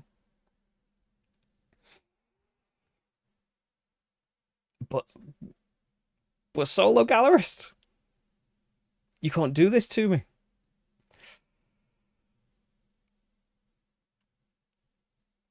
I'm saying Fuse. I want to take it back. This is a bit easier now, I think. Do you take it back? We can't focus on one decision. But you just put Fuse above the gallerist. I love Fuse. Okay, that might have been an error. We might need to revise that. I don't know. The Anarchy. It is. We'll get to Hadrian's Wall, but we'll have already talked about the Anarchy. The Anarchy is Hadrian's Wall with more stuff. So you'll know about it when we see Hadrian's Wall. Basically, a big roll and write game where, like a flip and fill game, we're not rolling any dice, but we are drawing cards to get resources that are different kinds of workers, different resources to put out. And through spending them, we will get to check off boxes on our tracks and activate a ton of mini games and things, attacking other castles. I absolutely adored Hadrian's Wall, and this is that with more stuff and with like Hadrian's Wall. There's a little bit of, well, probably wouldn't do gladiators and a couple of the things, probably would barely ever do them. Anarchy, I don't think there's something that I would really ignore as much. Forum Trajanum was a fantastic Stefan Feld game, but beyond kind of the Roman setting, I think I've put it above Carpe Diem, and I remember more about Carpe Diem. I remember we were putting out buildings in a very limited space. I don't remember much about it. Maybe that means we need a revisit. Or is it going to be a delete? I feel unfair about this, but we've got to be unfair. I don't remember enough. Maybe we should have done about that to Carnegie as well. Hey, 2025 pitted against each other. What order did I put them in? Well, I know. Ada's Dream. Fantastic new game where we were imagining that Charles Babbage actually took some help from Ada Lovelace to build his prototype, and it is a game of drafting these dice from the board, and then we will use these dice to build up our prototypes and activate different actions on the main board based on their color. And you are using those dice ultimately to, like, you can score in a load of different ways, but the key thing, like the dice on your board, you'll put dice down and gears in between them with mathematical operators on them, and if you complete rows and columns, then you will follow them left to right, and they will be your score, which is gated a bit by a score limit that you need to upgrade throughout the game. It is so good. Galactic Cruise is kind of like the feel of a Vita Lacerda game, but with some pressure and some layers taken off. It is still very, like, it is still meaty, it is still interesting. It is still good enough to be like, was it like my number 4 or something of the year? It's still got beautiful, tool artwork and graphic design on it. But yeah, if especially if you love the idea of Vita Lacerda game and it's felt like too much, then I'd definitely say check out Galactic Cruise. But I don't feel like, as a fan of all of the big main Lacerda games, I don't feel like it's not been enough, you know. But I'm going to go with the ranking that I went with in 2025 and say Galactic Cruise. Under Falling Skies, fantastic solo game of, where Independence Day is happening, the Martians are coming down, and through dice placement we are activating these little buildings at the bottom of our boards to try and stop them advancing down. It had like a campaign built in, such a good solo focused thing. The networks though, the idea of, was this like in the first year of the channel as well? I remember backing this on Kickstarter. It had like a very nice punny sense of humor. You are running TV networks, scheduling programs, getting stars, getting ads on there, getting them at the right time, and trying to score the most. Like fans get your shows watched the most. It's come out with, so this is coming up here because it's linked on Board Game Geek. The network's prime time is a new version of it that's coming out. I think it's just come out. I'd like to give it a go. Apparently things have been changed and rebalanced. It's a new publisher that's got control of it now, and I think is releasing the expansion stuff as well. I don't know if it's going to be different enough for me to move on my networks, which is there still. Well, I'm going to say the networks. Turing Machine, fantastic, puzzly analog computer stuff. It'll give you a load of questions you can ask the computer. You're trying to find a secret 3-digit number, and you ask it questions by putting in like what your guess is, and it gives you these punch cards that placed against the question that you're asking will give you a tick or a cross. It is so cool just for that, but such a beautiful logic puzzle game that I am, like you can see from the live stream that I did of it, I'm nowhere near good enough to play it on the really hard difficulties, but I love a logic puzzle. And yeah, it's wonderful having it in a board game form. The Magnificent, maybe it's my favorite Porter game. Running like you are magicians. You're putting on magic shows, and you are like you're trying to fill your board with polyominoes and stuff as well. But yeah, it is. I think over Saltfjord, over Revive. I think so. I think it's my favorite. I'm gonna put it over Turing Machine. Wayfarers of the South Tigris. Still enjoy it very, very much. Probably my least favorite of the Tigrises. But Keeper, you talk about like I've not played a ton of the key games, but I don't know if any other games have used this mechanism of like you had these worker placement boards in Keeper that you're putting your keeples on, and they like you can check out my playthroughs to see like how this works. They had this kind of crazy folding mechanism where like depending on how you folded the board, different spaces would be visible. Like you'd have to see a picture of it or something on Board Game Geek or watch my video of me doing it, because yeah, it's crazy how that happened. It was so good. I think though, I'm gonna go Wayfarers. I'm going Wayfarers. Fuse Countdown, I am going to revoke because I think we can include it in Fuse. I don't think we need 2 entries for it. I'm going to do this with something else in a bit as well. But Fuse, we've already talked about Fuse Countdown as well. Same fantastic system, more stuff going on in it. I didn't talk about the other thing. It'll come back around, won't it?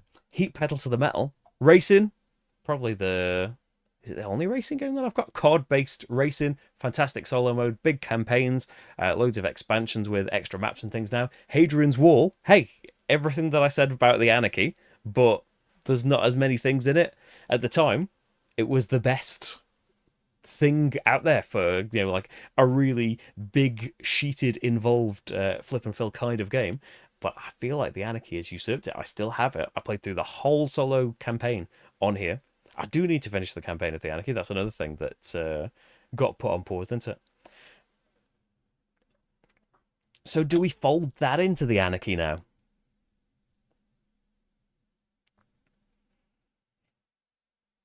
I don't know. I feel like I would put it over Heat. I'm not going to fold it into the Anarchy. Maybe I will later. I'm going to put it over Heat, though. Gloomhaven Jaws of the Lion. So this is one of the other things that I thought about folding everything into. Even though like this came like it's not like 4th or something on the list, because it's like an introductory Gloomhaven. You play it on it was the first thing that did like a map book in the Gloomhaven series, rather than needing boards and stuff to do on, and it was really good at getting you to learn it in its tutorial levels and stuff. And you had 4 different characters to play as, but like it was kind of the progression stuff and the city building and the enchantments and things that you could do in Gloomhaven, like they had to be missing to make it a simpler experience, but we missed that.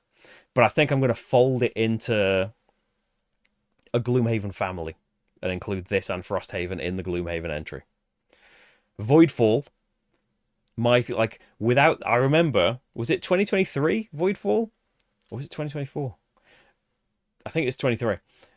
Like my favorite genuine new thing from that year. Like I think two things that were higher than it were like me folding things like Shadows of Brimstone Gates of Valhalla as kind of a proxy for the whole series because that one particularly came out that year, and I can't remember what the other game was to talk about. I don't know if it was Marvel United. No, that was the year after, wasn't it? Whatever it was, my my favorite new thing. A really heavy. This is David Turczi and Nigel Buckle, isn't it? Unless I'm remembering that wrong. Designers of Imperium.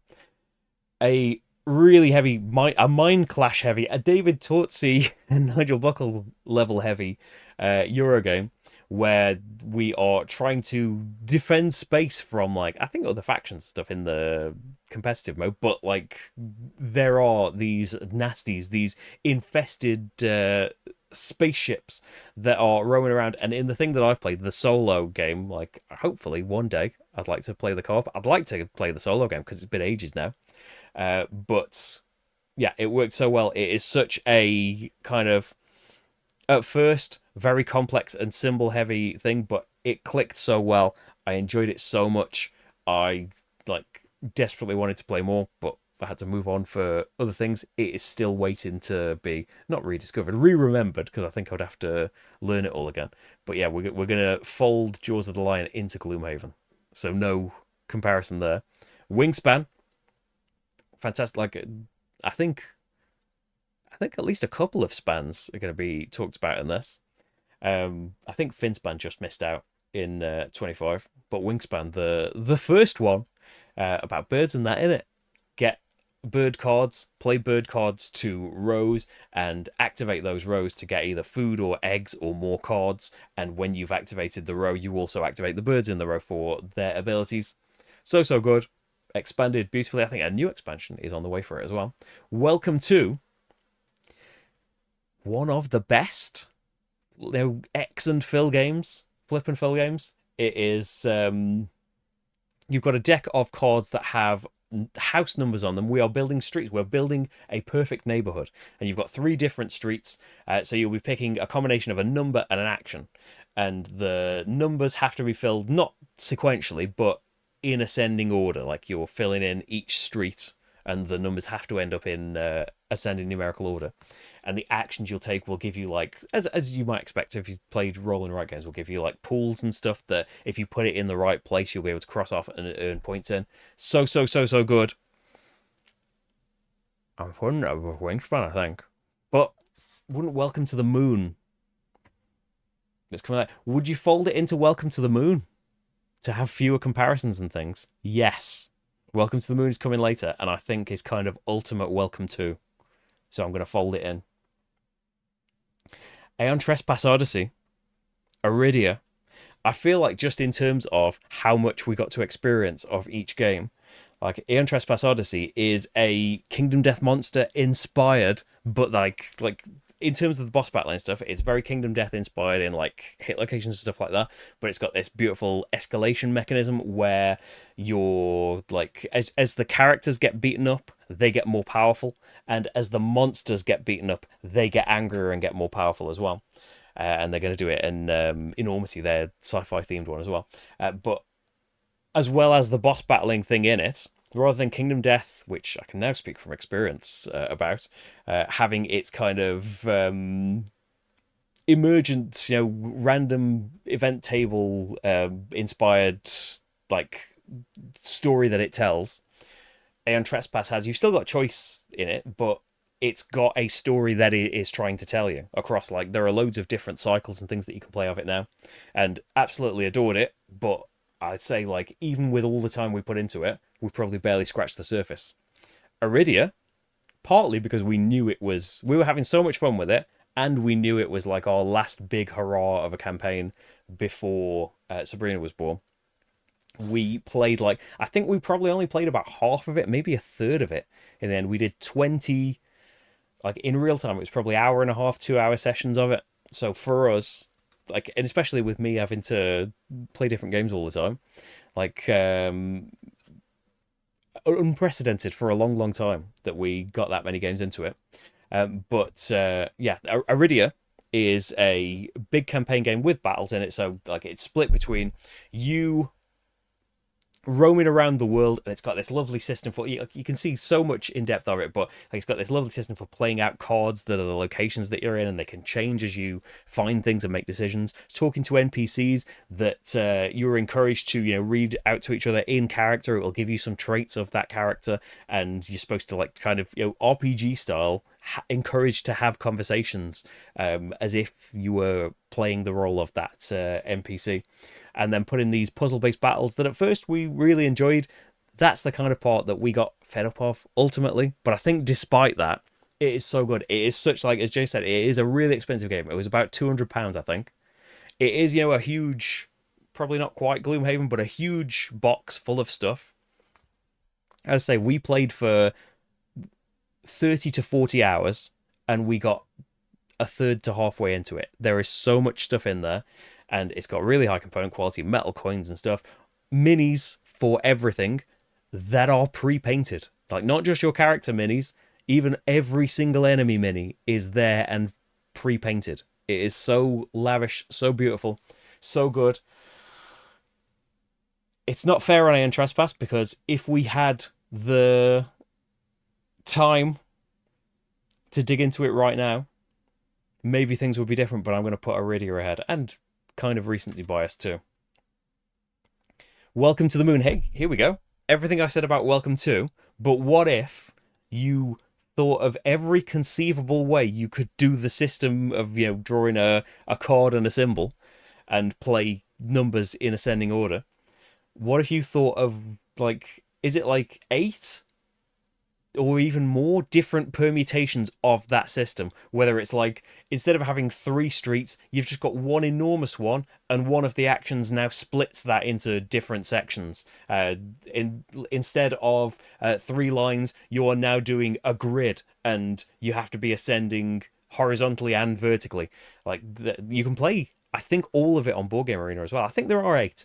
But as well as all of that and all of these different modes of it, and it's dry white boards and beautiful, you can play it as a campaign, and like the campaign will be different every time. Like James has, how many times have you played through that campaign and you still haven't seen everything in it? It's several times, isn't it? There's so much in there, such a beautiful box of stuff. Hallertau is our first Uwe Rosenberg in there.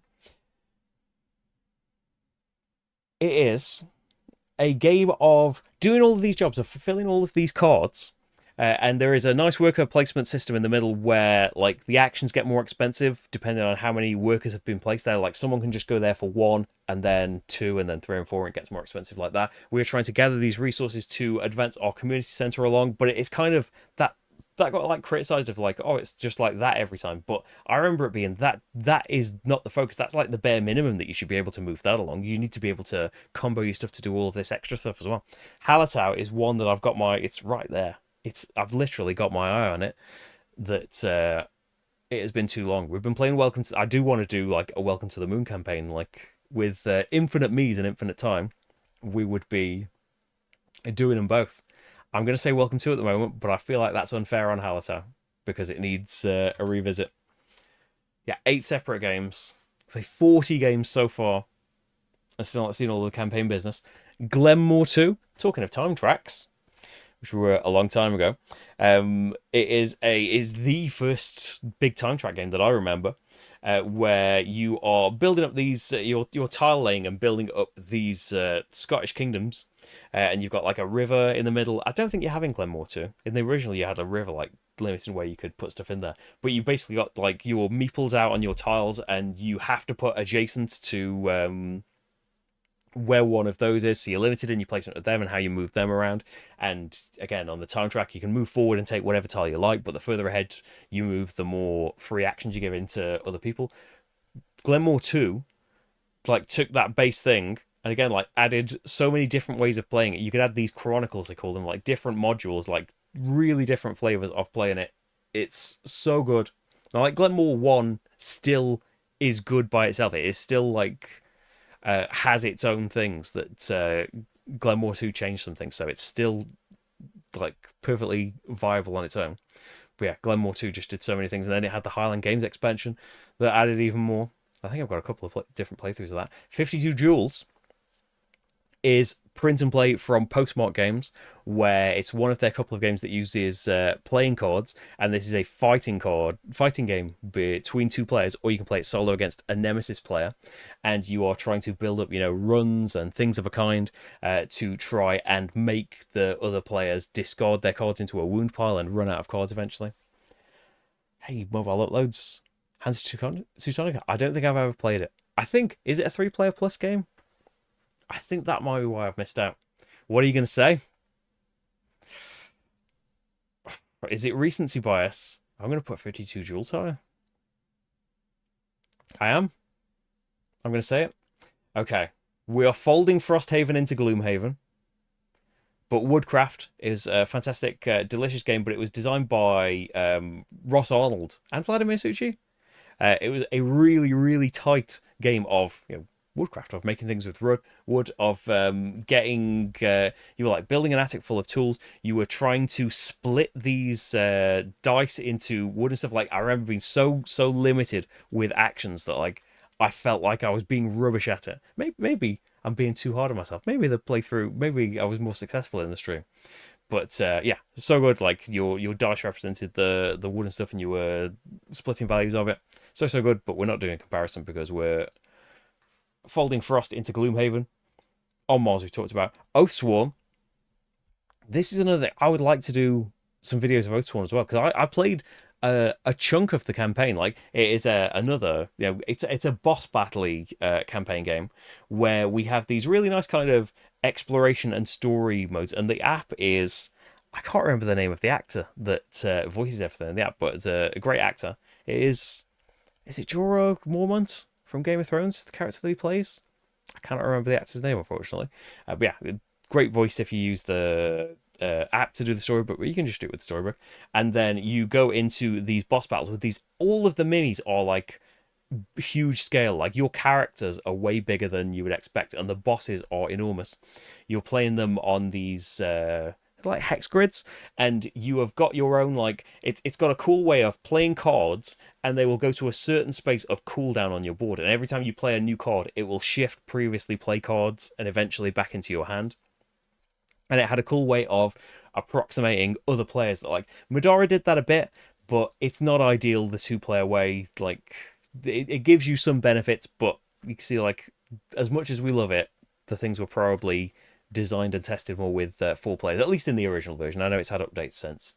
Oathsworn had a cool thing of, you need 4 people in the party, but you can turn characters that aren't played by players into these kind of, you could flip their things on the other side, and they had a much more simplified version of that character's style and abilities, and they could still level up and stuff, but you could just concentrate on your complex character. I'm feeling possibly unfair on Mars, because I feel like it's too much for me. I'm feeling Oathsworn.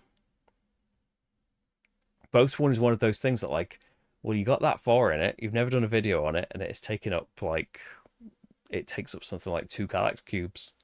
And, well, saying that, Primal is taking up nearly a shelf with all of the new stuff for it. And even fit on a Kallax. So, we talked about Primal, haven't we? Mechs vs. Minions, it is a League of Legends game. Back in the time when we were still playing League of Legends as well. But aside from that, this is like a really weird anomaly that a department in the video game company, like, were board gamers and managed to convince them to, like, let us make a board game.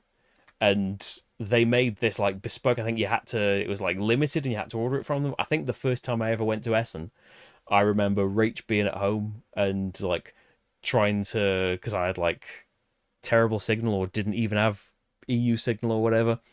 And Rach was at home trying to, like, be on the list, the day that pre-orders came out because it was so hard to get a copy. But aside from all that, it is a game where it's a programming game. It's a cooperative programming game where we play as some characters from League of Legends, and we're in like Heimdinger's mech school. So all of the characters are in these mechs that are unreliable, and we're only learning to pilot them anyway. So you will be playing cards to move forward, rotate, attack, and do all of this stuff. And there are minions constantly advancing and trying to take out things that we need to defend. And you will play cards to your sequence, altering it, but then your sequence will just go off in the order that you've played the cards in, and inevitably you will get in people's way. Wires will be crossed, spanners will be thrown in the works, and your mech won't behave like you intended them to. And it's got like a lovely campaign as well, like scenario based, that things get more complicated as you go along. So good, such a good production. It's too hard. I mean, recency bias and amount of content is leaning me towards Primal, and that system is so good as well. Like for boss battling, it is so different, of reducing the map just down to a few spaces, and beautiful interplay between players and combos on the cards. I think I got to go Primal, but I feel bad. I'm glad they've got to talk about Mechs versus Minions. And I'm going to put it above Pandemic Legacy Season 2. I might even take Pandemic Legacy Season 2 out of the running. I remember, I don't know if people still play. I don't want to spoil it in case people are still discovering Pandemic Legacy Season 2 for the first time and say the bits that I remembered about it. Okay, Marvel United Multiverse is a proxy for the whole of Marvel United that we came to quite late. I think we came to just before the multiverse came out. We played about 30 games of it this time last year. And unfortunately, that is the last time that we've played it, because things have happened that have limited our playing. But yeah, absolutely love Marvel United. It is a beautiful co-op game. Like I suppose this is a family weight thing that we've got, especially like in its original boxes. And it's like pre-X-Men, just Marvel United stuff. It is a much simpler game to handle. That like you are playing a Marvel character. They've got a deck of cards that will let them move around, or they can do support actions, or they can fight, or do a wild card action that can do anything. And with those symbols, you are trying to resolve event cards on there. You are trying to fight minions that have been put out, and ultimately fight the boss. But your characters have got a couple of cards with text on them as well that have got their own special twists on these things. But like the core thing is playing these symbols, being in the right place at the right time, and playing these symbols to things that need them, and putting out fires as the boss roams around and punches you and puts more things out. But from that kind of core, simpler thing with just that original base game, there is so much stuff for this game right now. So as someone who has got a lot of it, and things have gone wild, like especially by the time of Multiverse, which is like the third big Kickstarter phase of the game. Like things have got not so complex, but it is so cool seeing how like not only do they bring a particular character or villain into it and make them work in the mechanics of the game, but just seeing that's the cool thing. That's not just that is the thing that I wanted to say. And we played, a fan has made, and I'm sorry that I've forgotten your username, has made like an enormous map to turn it into a big like ongoing campaign thing where you unlock the characters as you go along and encourage you to play people that you wouldn't normally play as, so you like play more of your collection. I have got a note on my phone that says how many I painted. I can't remember. I've painted about 150 minis in it, and still there's loads that I haven't painted. I'm very, very into Marvel United, but I am going to give it to Medora, which we've already talking about. See, like the wheels are falling off the stream. I'm going to say Marvel United. See, things can speed up now when I've already talked about everything. If it's going to show us like the 100 games in the beginning, okay, Mansions of Madness, cooperative app-based Arkham game where you are placed in usually a mansion, sometimes a boat, though, sometimes the jungle. And there's an intro to the story, why we have been brought there, And that is something that across expansions and DLC and stuff has done wildly different things with its scenarios and stuff. So you use the app and you tell it like when you open a door and stuff, and it will handle fights for you and tell you which abilities to roll. It is so good. We have all of the bits for it. It can't go past Lisboa though, can it? I feel like, and this is why, like, it's not going to be like a top like thing of just all games to me, because there's like, if we were talking about Eldritch, it would be closer, or like Arkham Horror Second Edition, particularly. Much as I love Mansions, we're going to say Lisboa. Mansions or Metal Gear? Mansions. Quadropolis or Leviathan Wilds. This is a game where there are all of these Leviathans and they have been corrupted.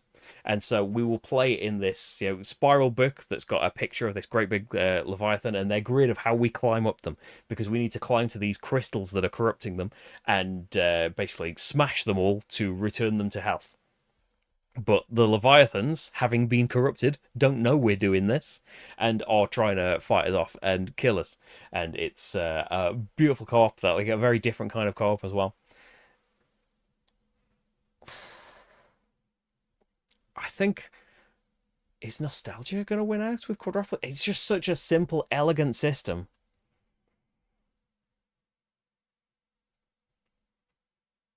Or are just co-ops going to sweep everything ultimately? Hmm. I'm going to say Quadropolis and be quite surprised about that. What's the comparison that I was like really regretting? I put Fuse above something, didn't I? That I shouldn't have. I'm going to say Leviathan over Messina. Okay, My Father's Work. This is something that like it's got like this has got a bit of take that and stuff in it, but like, and it's not solo compatible. You need several people playing it. But this is a game of like a gothic horror story, and like you need an app to play it, and it's got different scenarios that you can play, and those scenarios will be different each time that you choose them. And you will play through a story where like you are the different generations of your mad scientist father, and you are trying to complete his ultimate work, his big thing.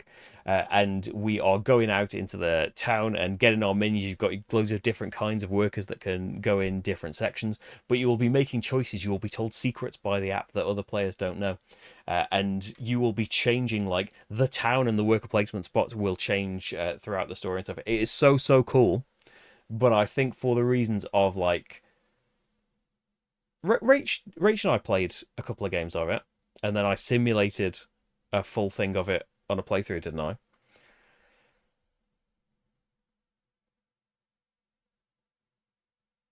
But yeah,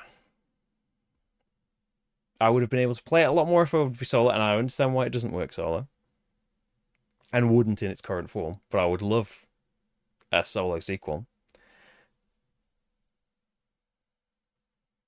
and for having some take that stuff in it, I'm going to say Lands of Galzir. I'm going to say Rush MD. Let's go to Japan. Planning out a holiday. The board game. You've got cards, like you're planning out a trip to Japan.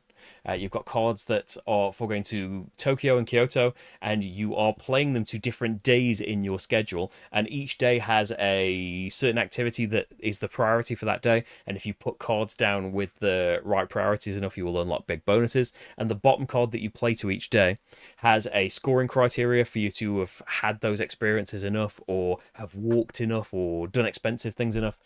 It is so good. I actually recently got the fancy version. I didn't back the Kickstarter and had the retail one, which is beautiful enough. But I got the. This one's got bowls in it. I'm saying Project Elite though.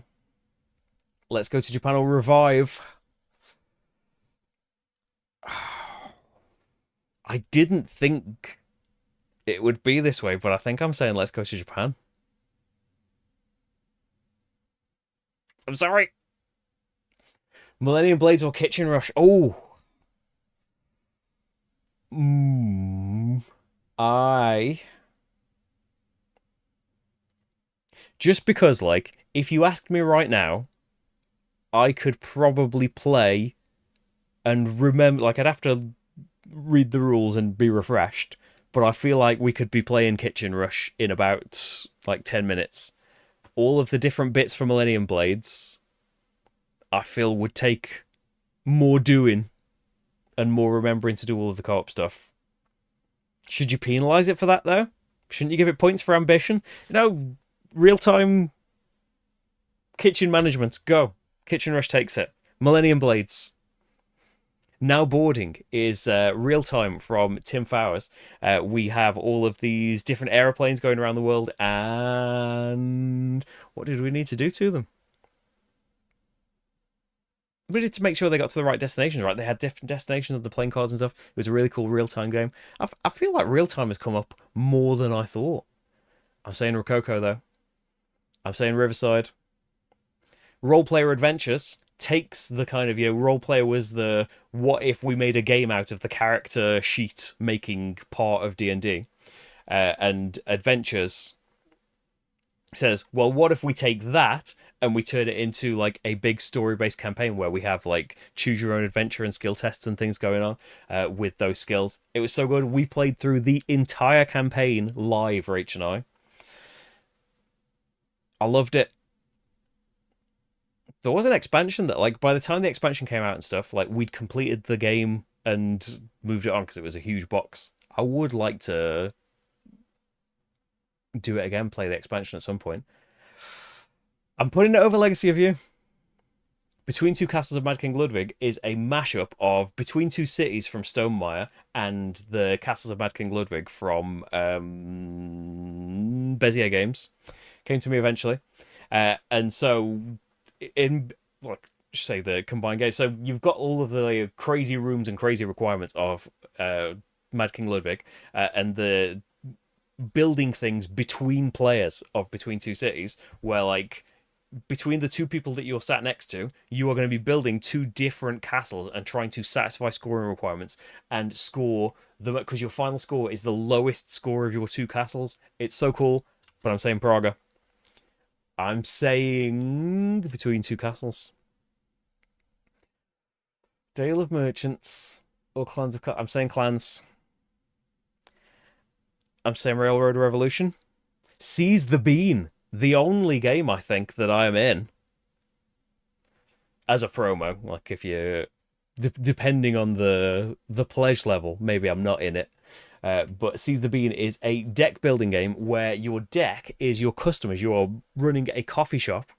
And this is another one where it's got so many different kinds of customers that will change the flavor of the game, that will change the abilities that are available. It's got so many. I just want to get it off this shelf right now and show you me in it and show you like the resources in it, that you are gathering coffee beans and stuff, and you can play it with a fixed amount if you want to, but the core way that you play it is if you take an action getting coffee beans, it comes with a scoop and these like acrylic coffee beans, and whatever you got in the scoop is how many you got from the action.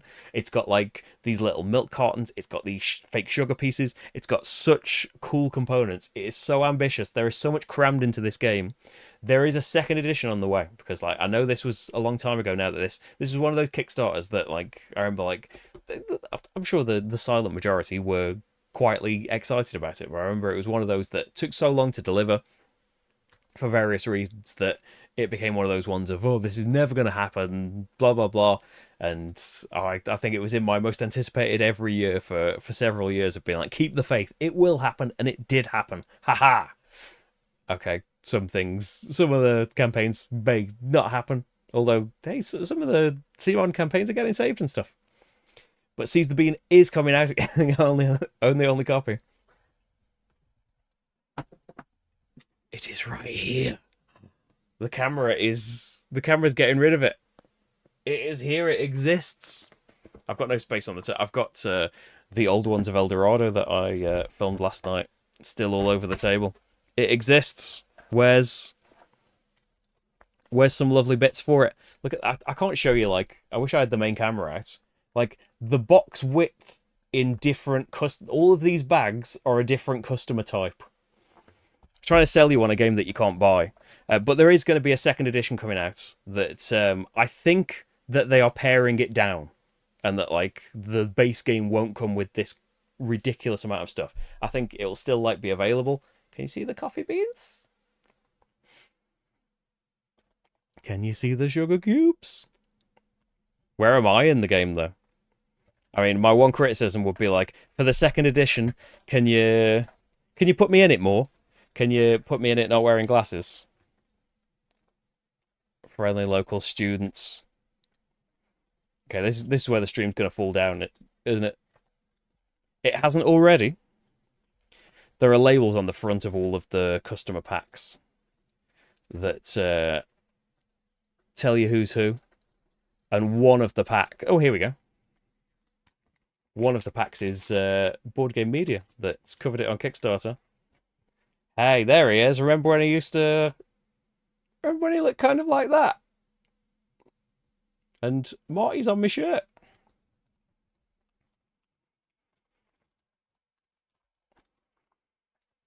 Yeah, I am very proud to have been an ambassador, an evangelizer for Seize the Bean, and it will be available again. Having said all of this, Shipyard. Seize the Bean is so good. I think I'm going to say Shipyard, though.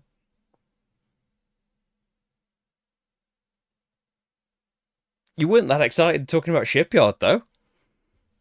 That is true. Is it because you're not in Shipyard? I mean, Delicious Games, you did do a second edition. You could have you could have made me the captain. Hmm.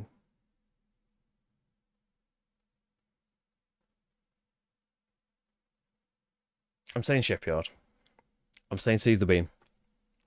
Civolution. This is one where, like, I don't know how much it would have fallen, but like we played originally, you know, when Paul Grogan had the prototype.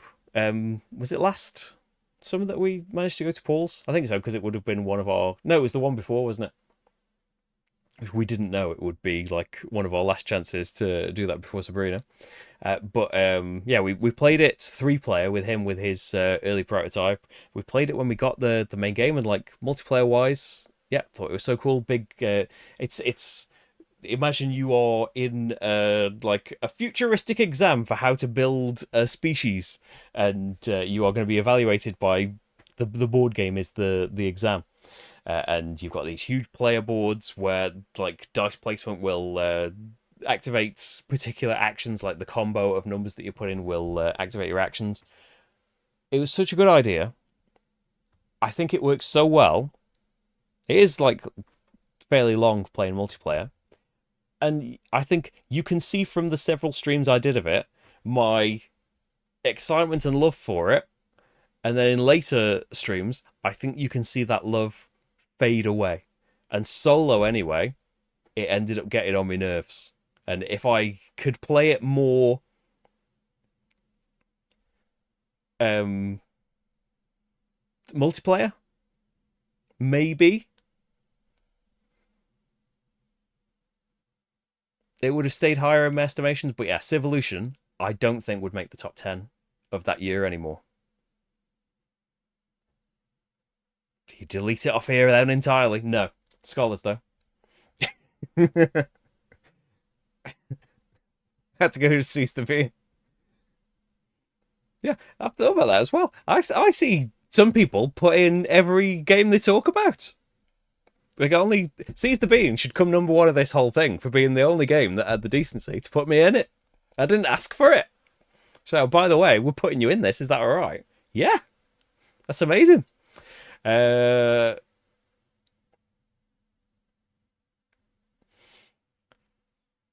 now are you just going to put Civilization bottom? You didn't like as much. I like Super Skill Pinball more. Especially like thinking from a solo perspective. Cthulhu Death May Die. Yeah, Fear of the Unknown is the one that came out that year. And I hadn't been interested when it originally came out, probably. Like the big shift in the history when whatever year that was, 22, I think, when I got a second-hand copy of Eldritch Horror and played that for the first time from the UK Games Expo that year, and playing that kind of reignited, oh, I used to love Arkham Horror 2nd Edition, let's play that, and it opened a whole old world to me.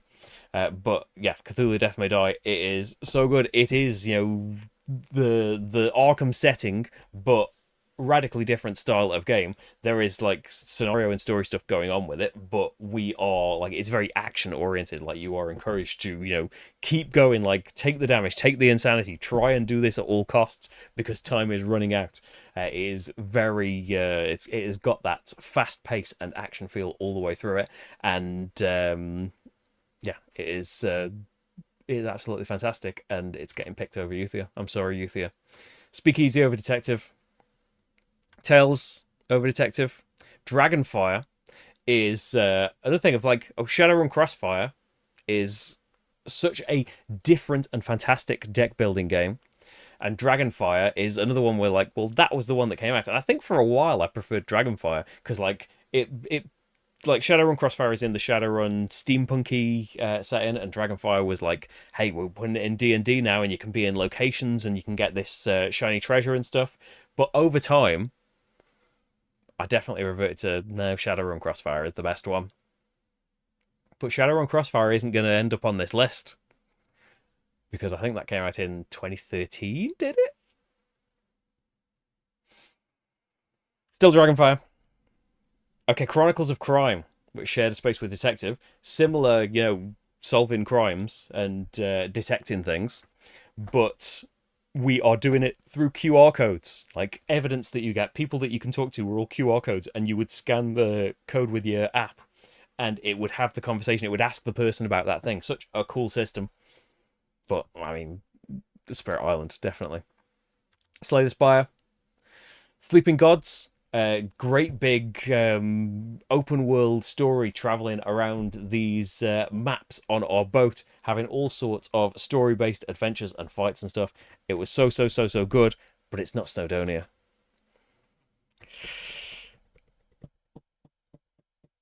And the only reason we don't have Sleeping Gods anymore is that we played it, we burnt ourselves out on it, and we played was it Distant Skies, the sequel to it?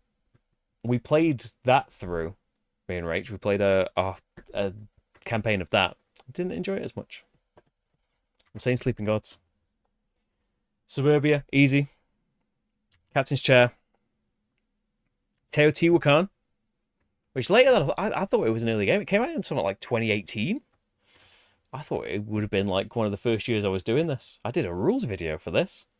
But it is it's not dice placement, it's dice rondel, right? Your dice are your workers, and you move them around this rondel of action spaces. As you do the actions, they will increase in value and be able to do more valuable things in those actions, and eventually they will ascend and get you all of these bonuses and things. You are building a great big temple in the middle that, in our experience, never really got built that much, but it got built a bit, and it looked cool, building up the tiles. It got loads of expansions that we never ended up getting at one point. Like we got taken, like I think we met it was Board and Dice, right?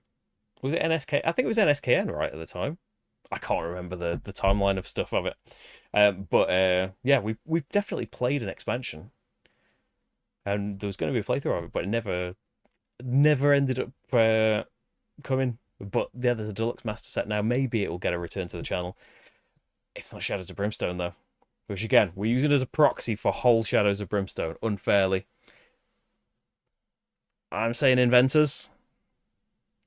Castles of Tuscany is like a spiritual sequel to Castles of Burgundy, where like it's much faster paced and much easier to get going, but it is not Castles of Burgundy in any way.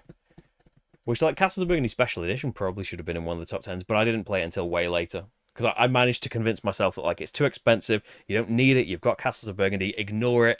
And then we went to Beacon a couple of years ago and played the Special Edition and the new expansion for it, and it made me cave. And now I've got it. Fuse, definitely. Gallerist. Forgotten Waters was one of the Crossroads games, and it was cool, fun, like, funny adventures on the open seas, but the Anarchy definitely. Galactic Cruise on the Networks. Networks is an old favourite, though. Recency bias is going to make me say Galactic Cruise. But maybe with this new edition, maybe I'll get I could just play my old edition at some point. It's time in it. Ooh, I'm gonna say the networks and feel unfair about that. Ada's Dream, the colonists, an enormous like in terms of time and number of chits and things, you're playing through these huge epic eras of building up your like colonies. Like it had a really cool system of actions on the board that it started out with not many in this hex-based system, and you could move a certain number of spaces to activate an action. And every era, the main map on the board got built by the players. Like the same tiles would come out, but different players would decide where different things went, and that would change things up every game. And you would start out, with nothing on your board and build up these very simple buildings. And as the eras went on, as you got better technologies, as you got friendly with these guilds that would be different every game, you could bend the rules in different ways. It was so good. But at solo, it worked very well as well. I did a playthrough actually of one of the solo scenarios a few years ago. The thing that holds it back, and it's a strength of it as well, is how in depth it is, how long it is also the reason that, like, I think Rach played a full thing with me once. It's kind of like, it's cool, but I don't want to be playing something for that long ever again. And fair enough. Like the huge length of it is a strength for the kind of depth for the scope of it, but also a hindrance to playing it again. And I think with a fast forward ways to play it, but the most satisfying way it was starting out with nothing and building up to all of the big stuff. I'm going to say the Magnificent. I'm going to say Turing Machine. I think the Colonist is going to come lower than you would expect because of just when am I ever going to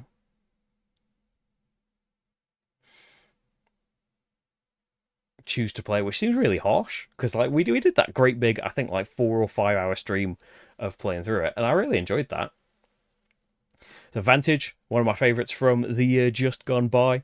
Your spaceship's crashed on a strange planet, and through a first-person perspective of the place in the world that you're in, you can do certain, like, it's not quite choose your own adventure, but you'll be given keywords of actions that you can take, and you will look them up in a book to see what happens. You will always succeed with every action that you take, but you will roll dice, and they will tell you, what that cost you. And through certain abilities and things, you can mitigate the cost of some of these things if you have the right thing at the right time. So cool, so many secrets in it, so big.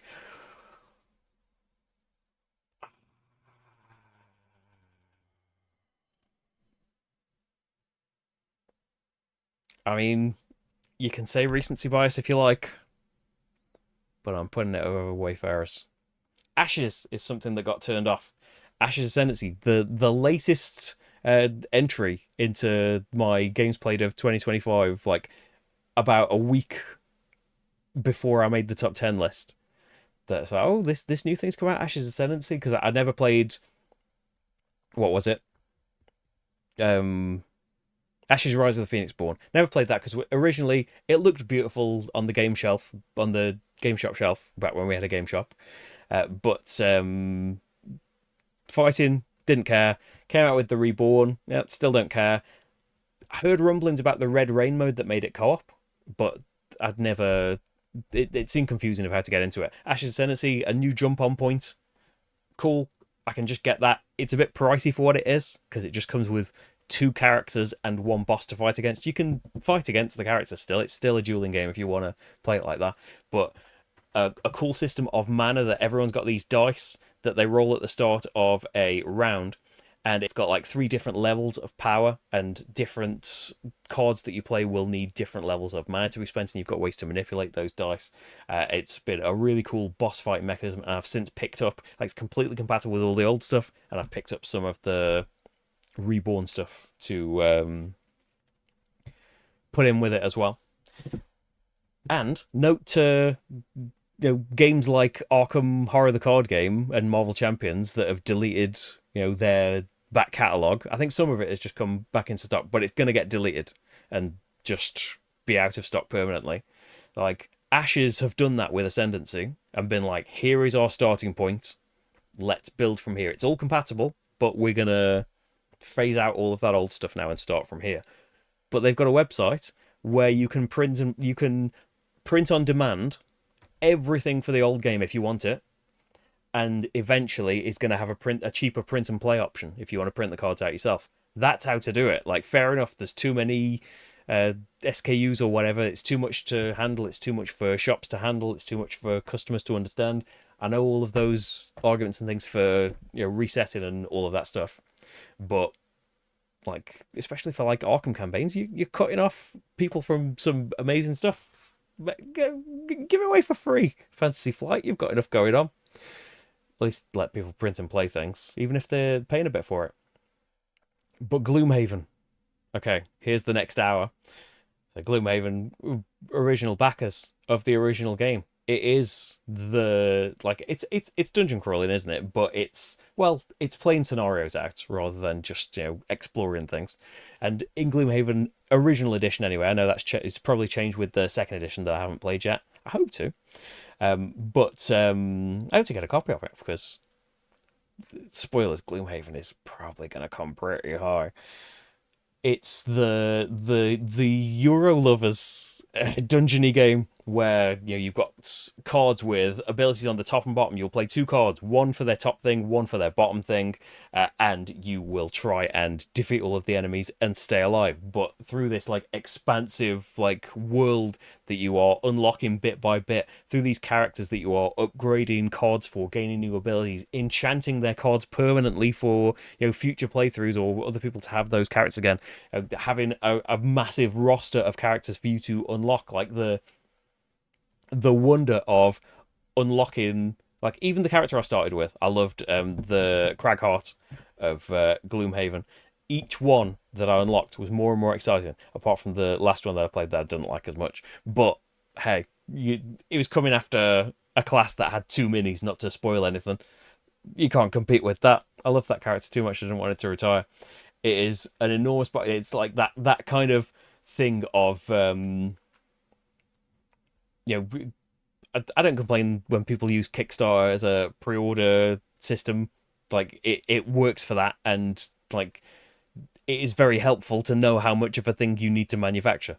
I don't begrudge people doing that at all. But in terms of someone saying, I have had this unprecedented idea, I want to do this enormous box that definitely didn't start in scope as such an enormous box. I want to do this huge, ambitious game. Give me the money and I will make it happen. And it did get a bit delayed, but look at what has come from that investment.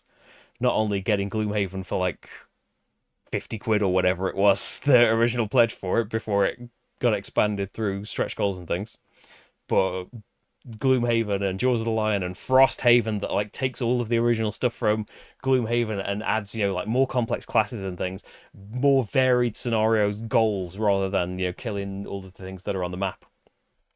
A big city building element where you are trying to build up Frosthaven. It's going to come under attack and stuff. Scenario designed by Rach and me. Two scenarios, in fact, two linked scenarios.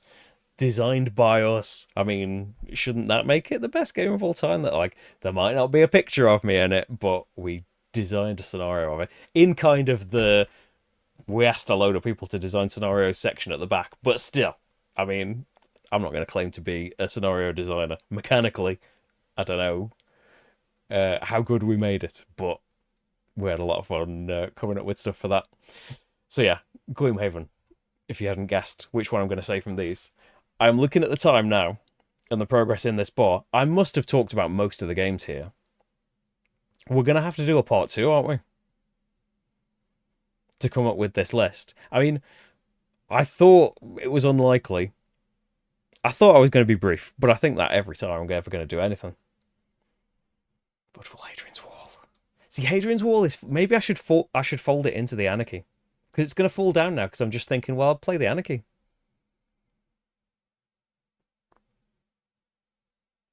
I'm going to say Voidfall. Underwater Cities. We've got to talk about Underwater Cities, though. Great big deck of cards. Action spaces that are colour-coded. play the right chord to the right action, get a bonus, build up a big underwater city with domes, with different upgrades for building, powering your city and providing it food and stuff. It is so, so good. There is an expansion for this that's just come out that I haven't got, that hopefully will become available at some point, or I'll get sent one, because yeah, it is beating Wingspan. It is an absolutely fantastic game. Works really well solo as well. I think the expansion added like a museum thing that didn't. It did. Is that not compatible with the solo and stuff? So I don't think I've played with that. Rach and I played the base game definitely. But yeah, Underwater Cities for sure. Okay, can we pause it? Because yeah, like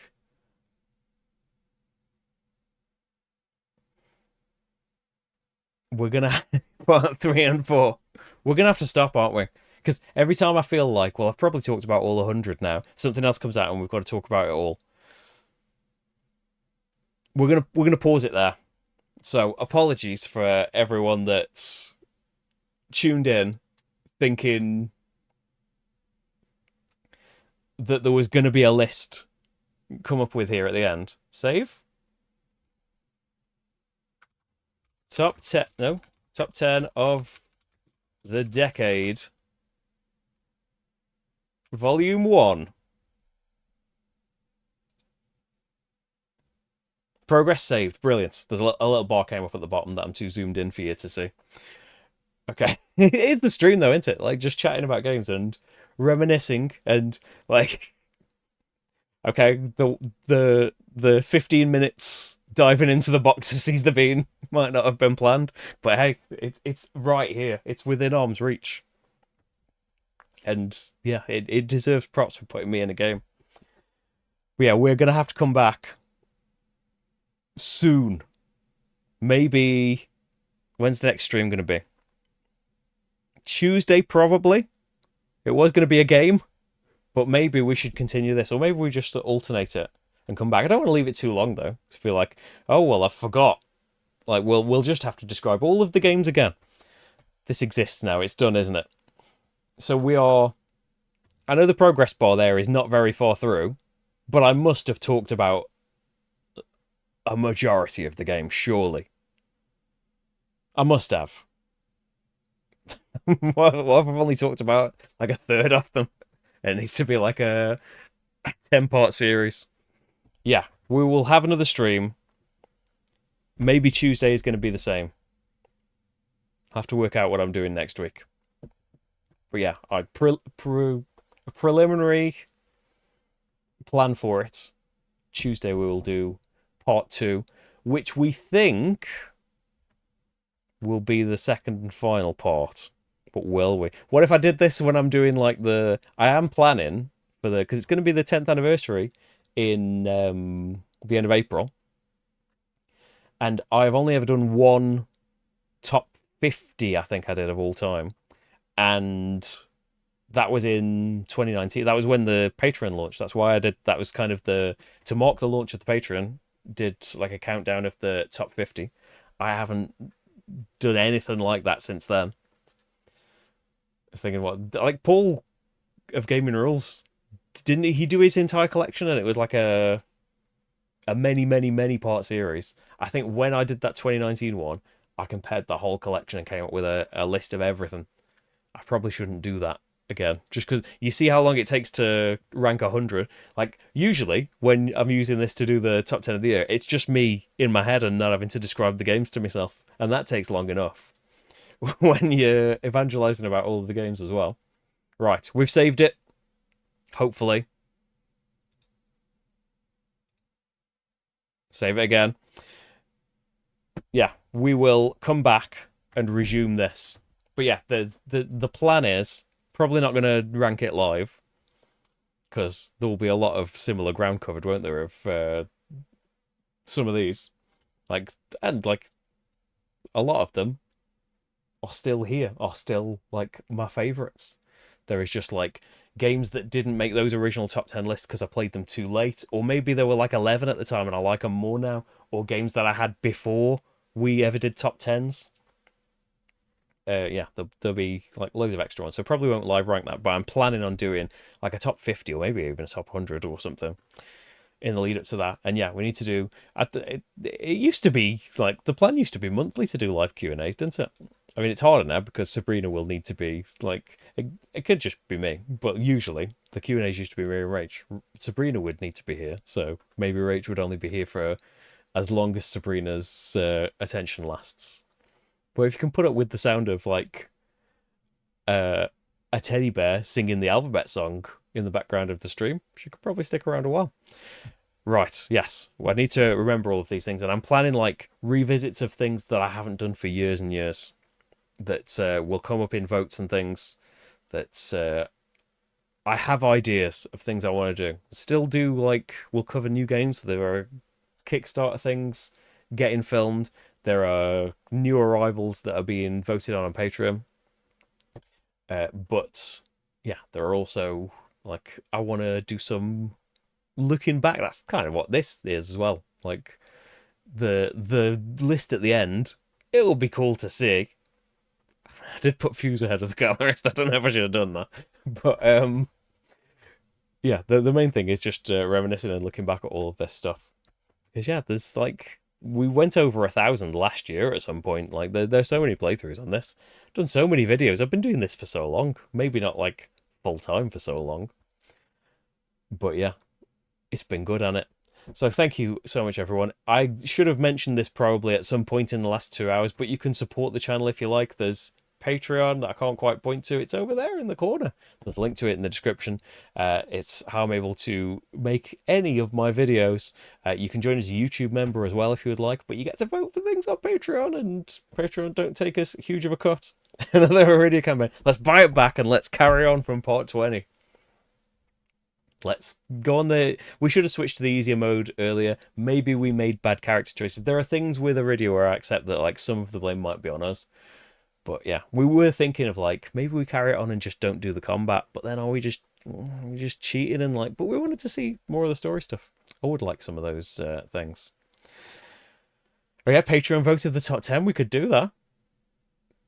What if it does end up that it's just 10... It's 9 Beetle Lacerda games and Fuse... It might end up being that. But that's a good idea. Right.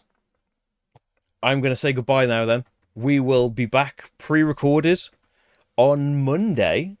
There are going to be 2 playthroughs, I believe. All going to plan. There will be a playthrough for the old ones of El Dorado and Arborea Rewild for campaigns that are launching on Monday.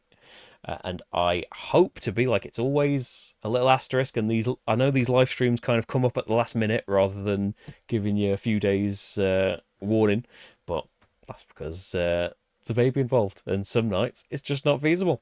But yeah, plan is Tuesday night we will do this again and we will finish, unless I go on too long again, and then we'll do part 3. Thank you so much, everyone. I will see you soon. Thank you all for watching. Thank you for your support or anything you've done in the last 10 years. That I'll probably be going on about a lot as I look back myself on all of this stuff that we've done. Bye, everyone. Bye, bye, bye, bye, bye.